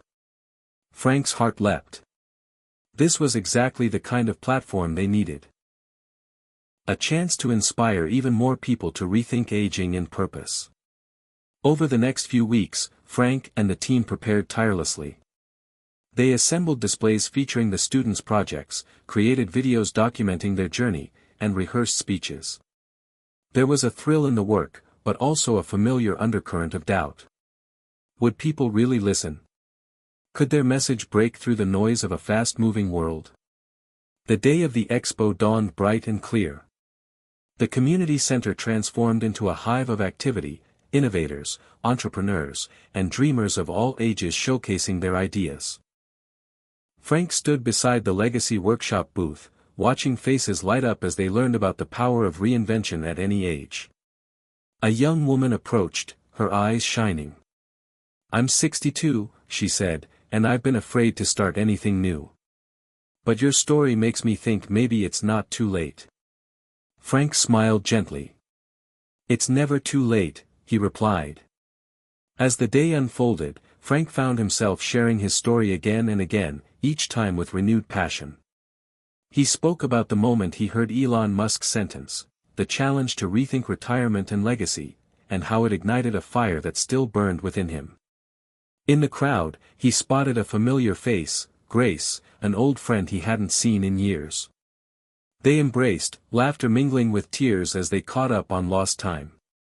Grace confessed she'd struggled with her own fears about aging and purpose, and Frank's journey gave her hope. That evening, as the expo wound down, Frank sat with Lisa and Matt in a quiet corner, reflecting on the day. "It's amazing," Lisa said, "how many people feel invisible or stuck, but all it takes is one spark." Matt nodded. "Yeah, and Frank, you're that spark." Frank felt a warmth spread through him. For so long, he'd believed he was past his prime, a relic of a bygone era. Now, surrounded by friends and a community that believed in him, he realized those beliefs were just stories he had outgrown.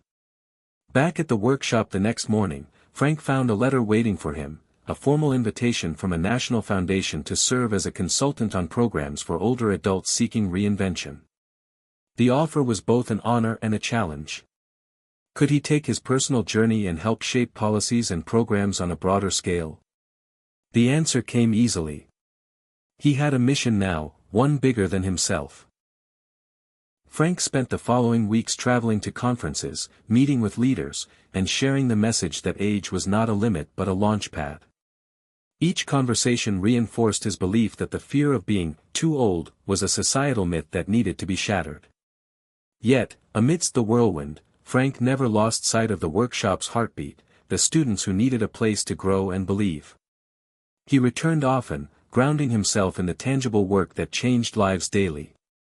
One afternoon, Angela, now confident and radiant, approached him with a question. "Frank, what keeps you going when it feels hard?" Frank paused, thinking of the countless setbacks and moments of doubt he'd faced. "It's the people," he said simply. "Seeing someone take that first step, hearing their story, watching them transform, that's what makes every struggle worth it." As summer gave way to fall, the Legacy Workshop continued to grow, its reach extending further than Frank had dared imagine. He received letters and messages from across the country, stories of late-blooming artists, entrepreneurs, and dreamers who'd found courage in his journey. One night, Frank sat alone with his legacy project notebook, reflecting on the past decade. He wrote, "I was never too old to matter. I was just waiting for permission to believe it myself." Outside, the city lights twinkled like stars brought down to earth. Frank closed the notebook, feeling a deep sense of peace. His journey was far from over, but the path was clear. Age was not an ending but a beginning. And with every step forward, he was rewriting the story of what it meant to grow older, not as a fading shadow but as a bright, burning light. The sun had just begun to rise over Phoenix, casting a soft golden glow across the city's skyline when Frank found himself standing outside the small cafe where he'd agreed to meet a stranger. The invitation had come through Lisa, who'd been expanding the Legacy Workshop's network and connections with unexpected speed.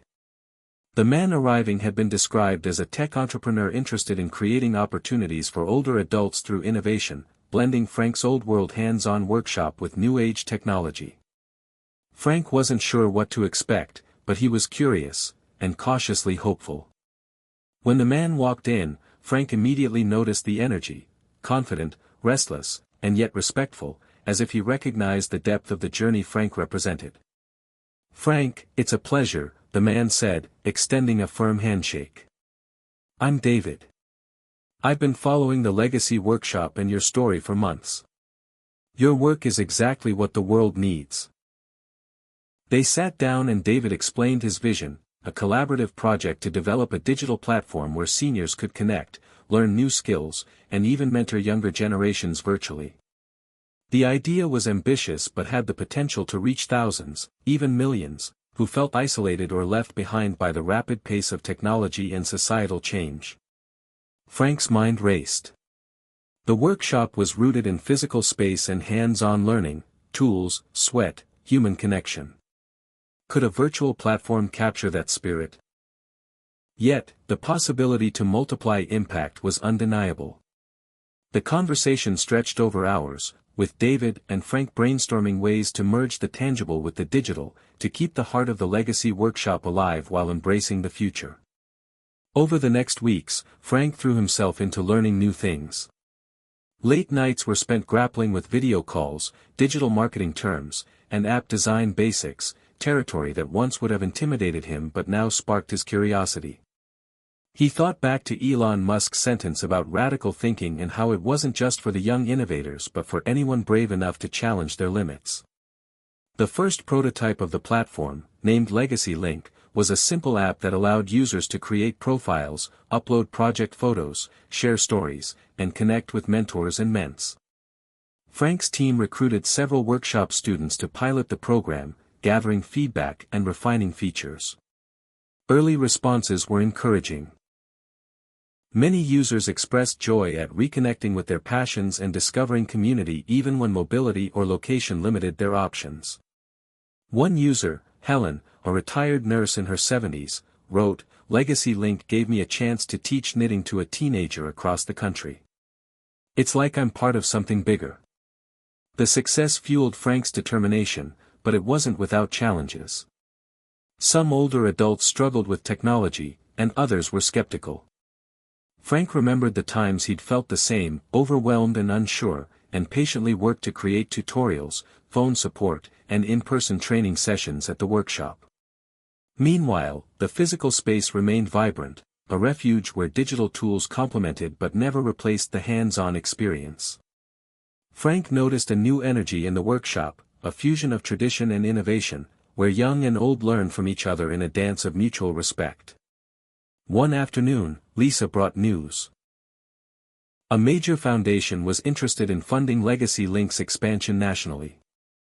The funding would enable them to improve the app, hire staff, and launch outreach campaigns targeting isolated seniors across America. Frank felt a mix of pride and responsibility. This was a chance to change the conversation around aging on a grand scale. Yet, he also felt the familiar weight of self-doubt. Could he lead at this level? Was he ready for the spotlight that came with national attention?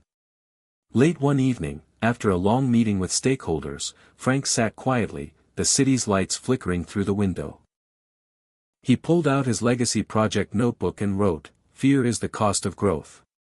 Courage is the price we pay for legacy." The next months blurred into a whirlwind of planning, meetings, and launches. Frank traveled more, speaking at conferences, sharing the story of the Legacy Workshop and the promise of Legacy Link. He met seniors from all walks of life, veterans, artists, former teachers, engineers, all hungry for a chance to rewrite their stories. Despite the busyness, Frank carved out moments for the simple joys: morning coffee with Matt, watching Angela teach welding to new students, late-night phone calls with Lisa sharing breakthroughs and setbacks. One night, after a particularly challenging day, Frank received a message from a woman named Marie, a 75-year-old widow who'd just discovered the app. "I never thought I'd feel useful again," she wrote. "But Legacy Link and your story showed me it's never too late to find purpose." Tears blurred Frank's vision. This was why he kept going, the lives transformed, the hope restored. Years earlier, he had believed aging meant fading into the background. Now, he understood it was about stepping into a new kind of light. As the legacy expanded beyond the workshop's walls and into the digital realm, Frank never lost sight of one truth: real connection, heartfelt, human connection, was the soul of transformation. And that was a lesson he hoped would echo far beyond his own journey. Frank had never imagined that technology would become such a central part of his life after 65. Yet here he was, seated at his desk, eyes scanning the screen as he navigated the latest updates on Legacy Link. The platform had grown faster than anyone anticipated. Seniors from across the country were signing up daily, sharing stories, mentoring, and learning new skills, all while challenging the stereotypes that age meant decline or irrelevance. But with growth came new challenges. Frank was suddenly managing a team of developers, community coordinators, and volunteers, roles he never expected to fill but embraced wholeheartedly. Some days felt like an endless series of meetings and troubleshooting calls. The old hands-on workshop in Phoenix remained his anchor, but Legacy Link had become a whole new world. One afternoon, as autumn leaves swirled outside the window, Frank received an unexpected email from a man named Jacob, a retired engineer from Michigan. Jacob had discovered Legacy Link through a local senior center and had posted a project about restoring vintage radios. Frank clicked on the message, curious. Jacob wrote, "I'm amazed at how this community has reignited my passion. I've been working on a radio restoration project for decades, but it wasn't until I shared it here that I realized how many others want to learn. Would you be interested in connecting me with some young people who might want to apprentice remotely?" Frank smiled broadly. This was exactly the kind of intergenerational connection Legacy Link aimed to foster. He replied promptly, connecting Jacob with several young enthusiasts and even coordinating a series of live video workshops. The response was overwhelming. The remote apprenticeships bridged gaps of age and geography, creating bonds that transcended decades. Frank realized the power of blending technology and heart, a theme that seemed to deepen every day. Meanwhile, at the workshop, Angela was taking the lead on a new initiative, a mentorship program pairing older students with local high schoolers interested in trades and crafts. The goal was to foster respect, learning, and community, combating the isolation often experienced by both groups. One chilly morning, Frank watched from the sidelines as Angela patiently guided a teenager named Marcus through welding basics. Marcus's eyes sparkled with excitement and a touch of nervousness.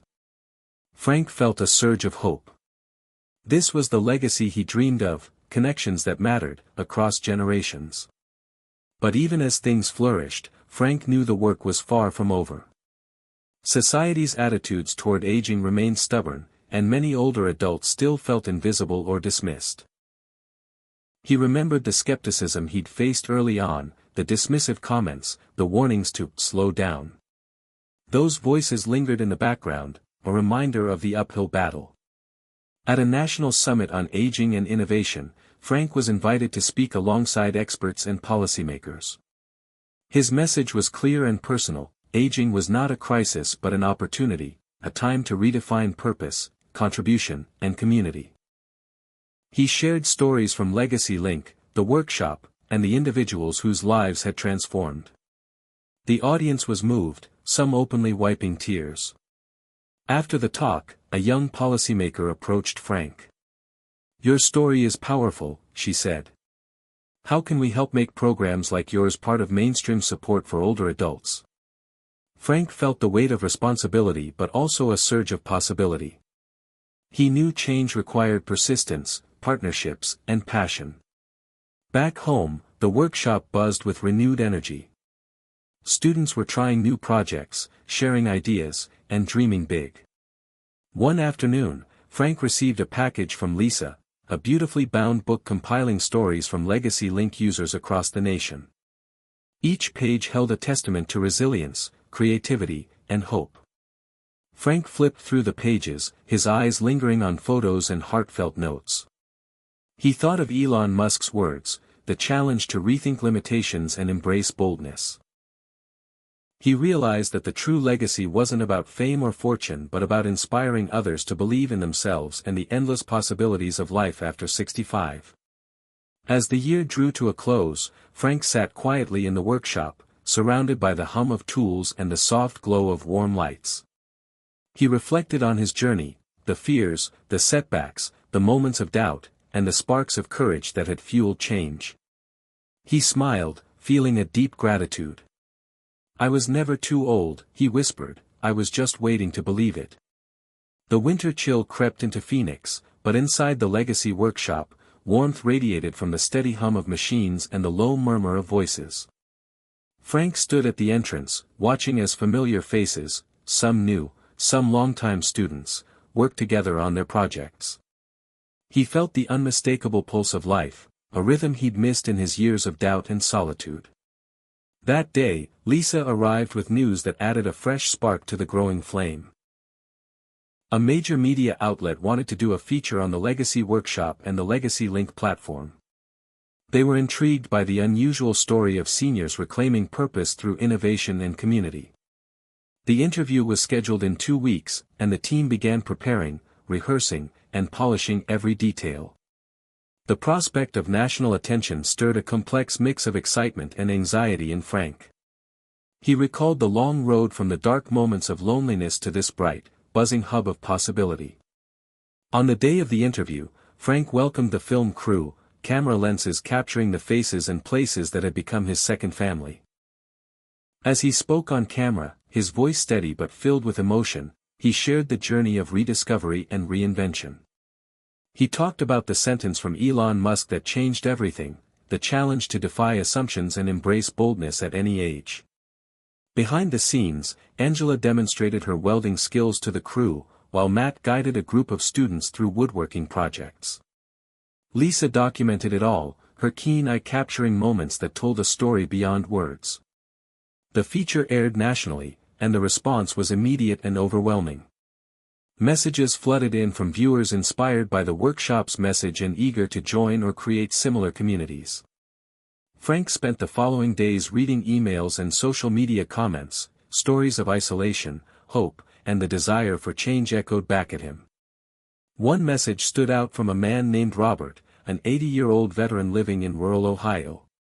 He wrote, "Your story gave me the courage to start painting again after 50 years. Thank you for reminding me that it's never too late." The workshop buzzed with renewed purpose, and Frank found himself at the center of a growing movement. Yet, with visibility came new challenges. Frank grappled with balancing public attention and the intimate community that made the workshop special. He worried that rapid growth might dilute the personal connections that had transformed so many lives. Late one evening, he sat alone, reflecting on this tension. He opened his legacy project notebook and scribbled, "Growth without heart is just expansion. Legacy lives in the soul we build, not the numbers we count." Determined to keep the workshop spirit alive, Frank and his team crafted a plan to maintain small group mentorships and hands-on activities even as Legacy Link expanded digitally. They invested in training volunteers and creating safe spaces for vulnerable members. Meanwhile, Frank found himself mentoring not only the workshop students but also younger leaders who sought his guidance. He embraced this role, recognizing that legacy was about passing on wisdom as much as forging new paths. One afternoon, Angela brought an unexpected visitor to the workshop, a young woman named Maya, an aspiring entrepreneur in her 20s. She had recently lost her grandmother and was struggling with the emptiness left behind. Maya hoped to learn from Frank and the workshop's community how to turn grief into purpose. Frank welcomed her warmly, seeing in Maya the same spark that had fueled his own transformation.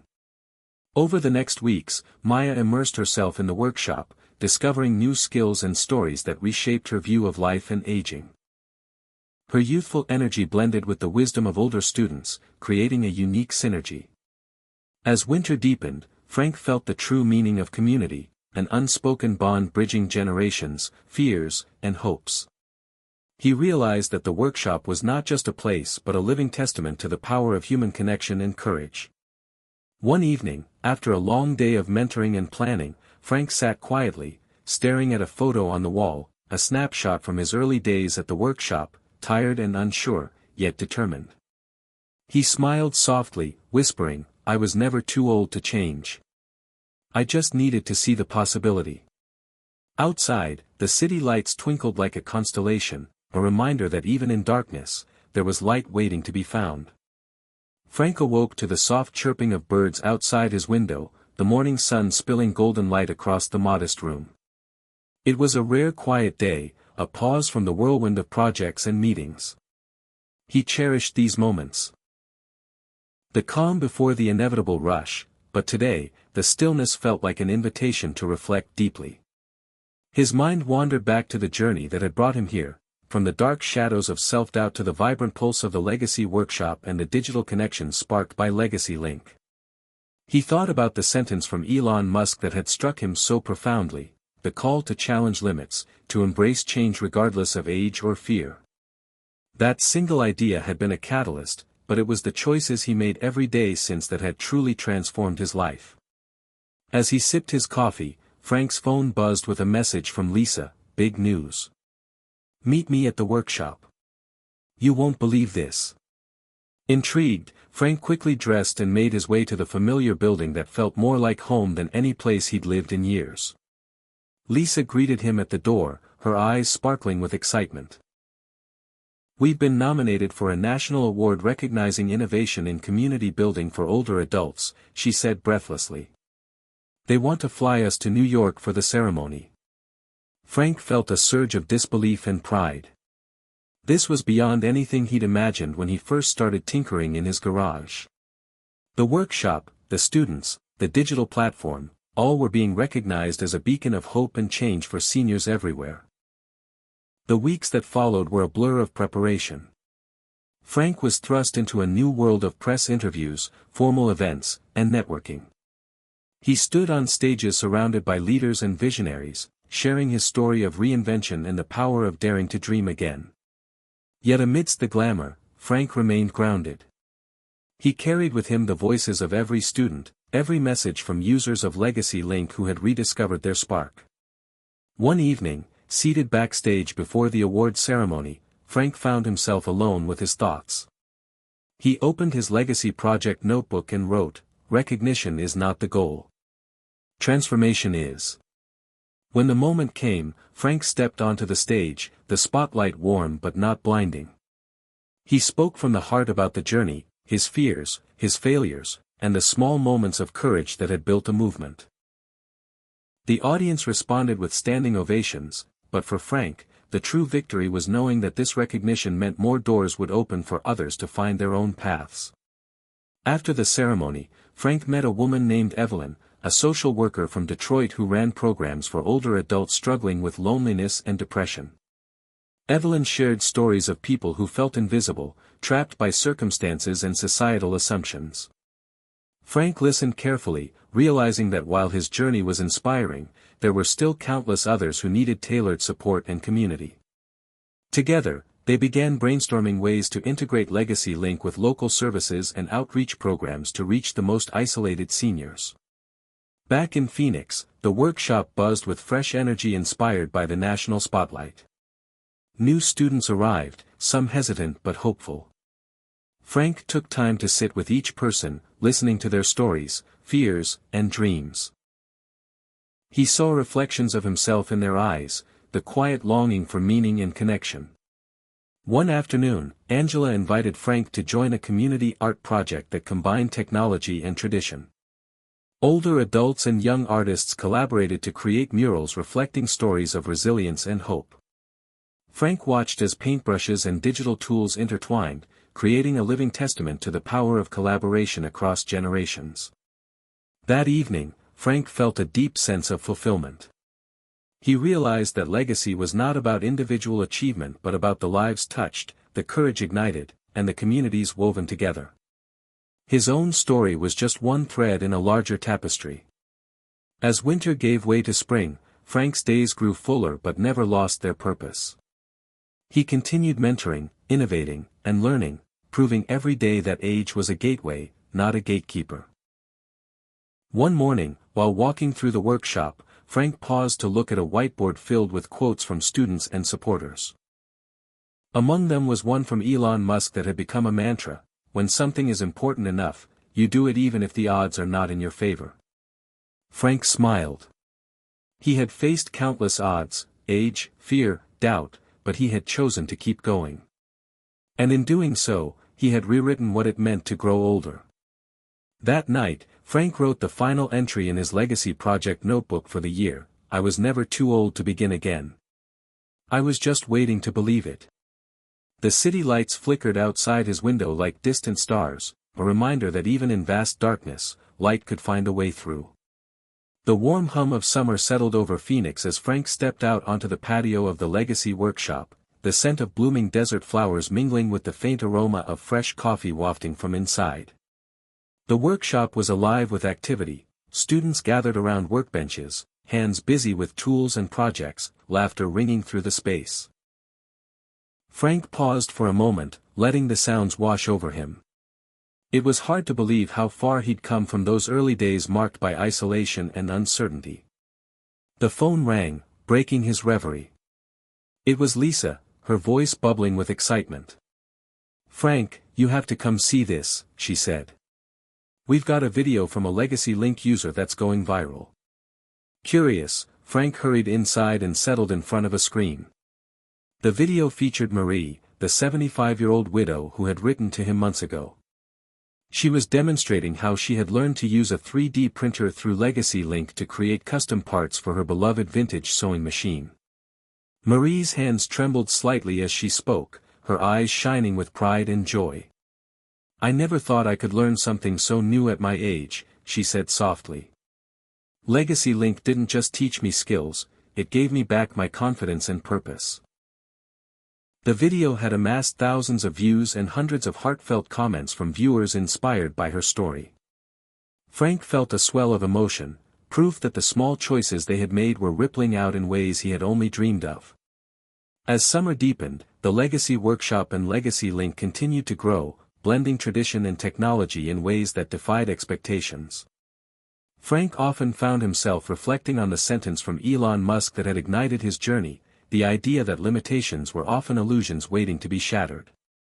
One afternoon, while leading a small group through a woodworking project, Frank noticed a young man named Carlos struggling with a complicated joint. Frank knelt beside him, offering steady guidance and encouragement. Carlos, a former construction worker recently laid off, had come to the workshop seeking direction and connection. Watching Carlos gain confidence with each cut and measurement, Frank saw how the workshop was more than just a place to build things, it was a place to rebuild lives. Outside the workshop, Frank began collaborating with local organizations to bring Legacy Link's tools to community centers, libraries, and assisted living facilities. They hosted workshops teaching seniors how to navigate technology and connect online, bridging gaps that often left older adults isolated. The more Frank immersed himself in this work, the more he realized that the true challenge wasn't the technology itself but the mindset that told people it was too late to learn or grow. He saw countless examples of resilience and transformation, each one a testament to the human spirit's capacity for renewal. One evening, Frank sat with Angela and Lisa, discussing plans for an upcoming Legacy Summit. A gathering designed to bring together seniors, innovators, and community leaders to share ideas and inspire action. They dreamed of expanding the movement nationally, sparking similar workshops and digital platforms across the country. "It's incredible," Angela said, "how one sentence from Elon Musk led to all this." Frank nodded thoughtfully. "It wasn't just the sentence," he replied. "It was the willingness to act on it. To believe that change is possible, no matter your age." As the Legacy Summit approached, Frank felt a mix of excitement and nerves. The event would be a milestone, showcasing stories of transformation and offering tools for others to follow. On the day of the summit, the room was filled with energy and hope. Speakers shared journeys of rediscovery, workshops buzzed with creativity, and connections sparked across generations. Frank took the stage for the closing keynote, looking out at a sea of faces glowing with possibility. He spoke from the heart about the power of courage and community, about the truth that age was not a barrier but a beginning. "I was never too old to change," he said, "and neither are you. The only thing standing in your way is the belief that you can." The applause was thunderous, but Frank's greatest joy was the conversations that followed, the stories of people inspired to start their own journeys, to build their own legacies. As summer faded into fall, Frank found himself walking through the workshop one last time before heading home. The space was alive with hope and purpose, a testament to the power of one sentence, one choice, and a community united in transformation.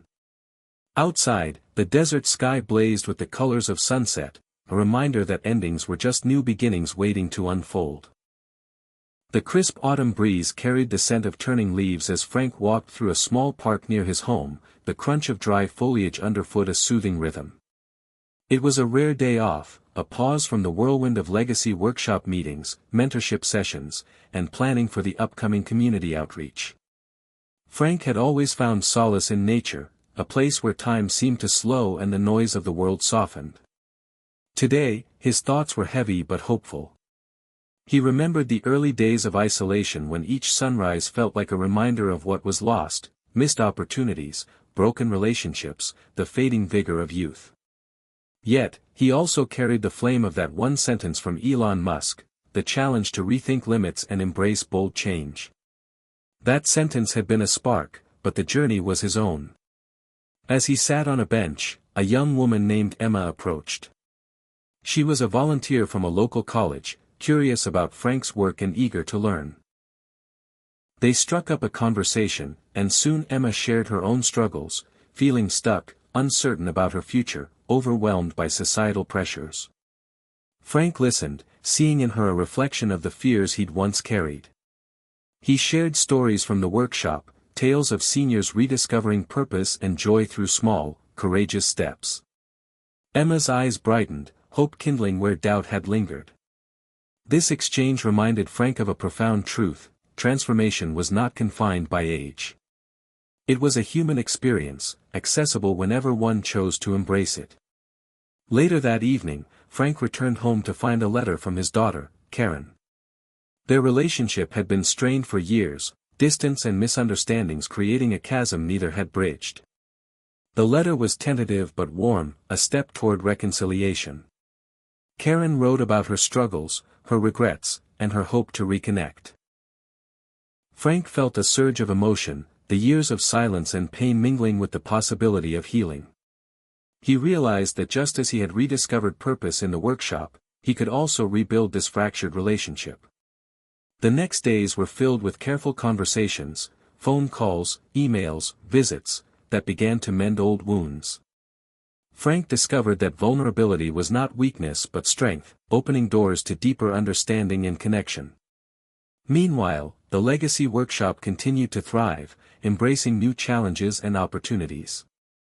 Frank and his team launched a pilot program connecting isolated seniors in rural areas with volunteers through virtual mentorships.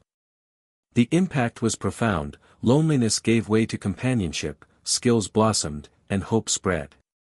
One evening, as Frank closed the workshop, he paused before a mural painted by students depicting a phoenix rising from ashes. The image resonated deeply, his own story reflected in the vibrant colors and bold strokes. He whispered to himself, "I was never too old to rise again." That night, Frank updated his legacy project notebook with a new entry: "Change is not a destination but a journey. Every step forward, no matter how small, is a victory."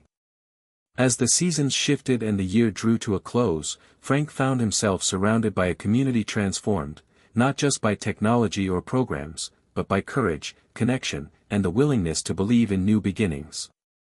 The journey was far from over, but Frank knew one thing with certainty: he was never too old to change, to love, to dream, and to leave a legacy that mattered.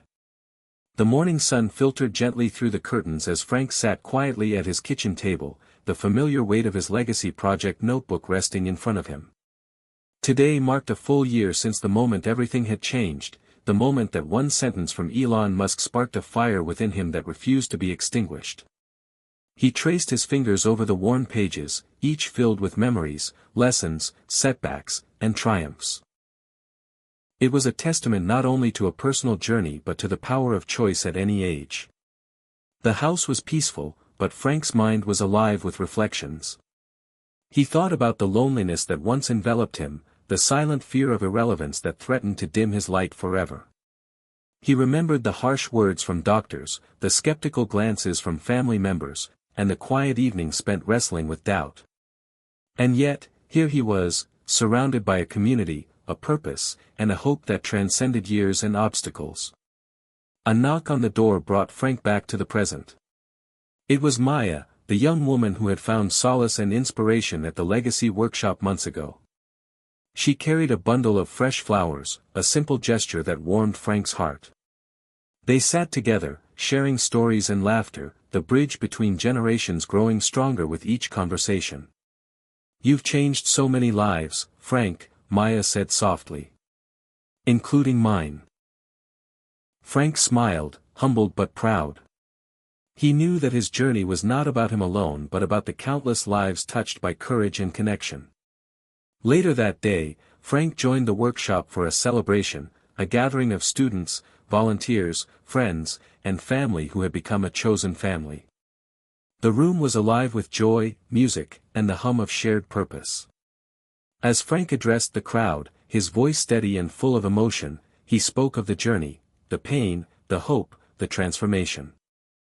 He shared the sentence that had ignited it all and reminded everyone that the power to change lay within each person, no matter their age. "I was never too old," Frank said, "I was just waiting to believe I could." The applause was thunderous, but the real victory was in the faces before him, faces alight with possibility, courage, and the promise of new beginnings. As the evening wound down, Frank found a quiet moment to himself outside under the stars. The sky stretched vast and infinite, a mirror of the possibilities that life still held. He reflected on the legacy he hoped to leave, not in monuments or accolades but in lives rekindled, fears faced, and dreams pursued. His phone buzzed softly with a message from Lisa: "Keep dreaming. Keep daring." Frank smiled, feeling the weight of years lift, replaced by the lightness of purpose. The journey was far from over, but he knew one truth deeply and clearly: it is never too late to change. Not too late to love, to learn, to build, or to leave a mark on the world. The final words in his legacy project notebook were simple but powerful: "This is just the beginning." And with that, Frank closed the book, ready for whatever the next chapter might hold. Hit subscribe and leave a comment with where you're watching from. This story might just spark a new beginning. What's one thing that always pushes you forward, even when things get tough?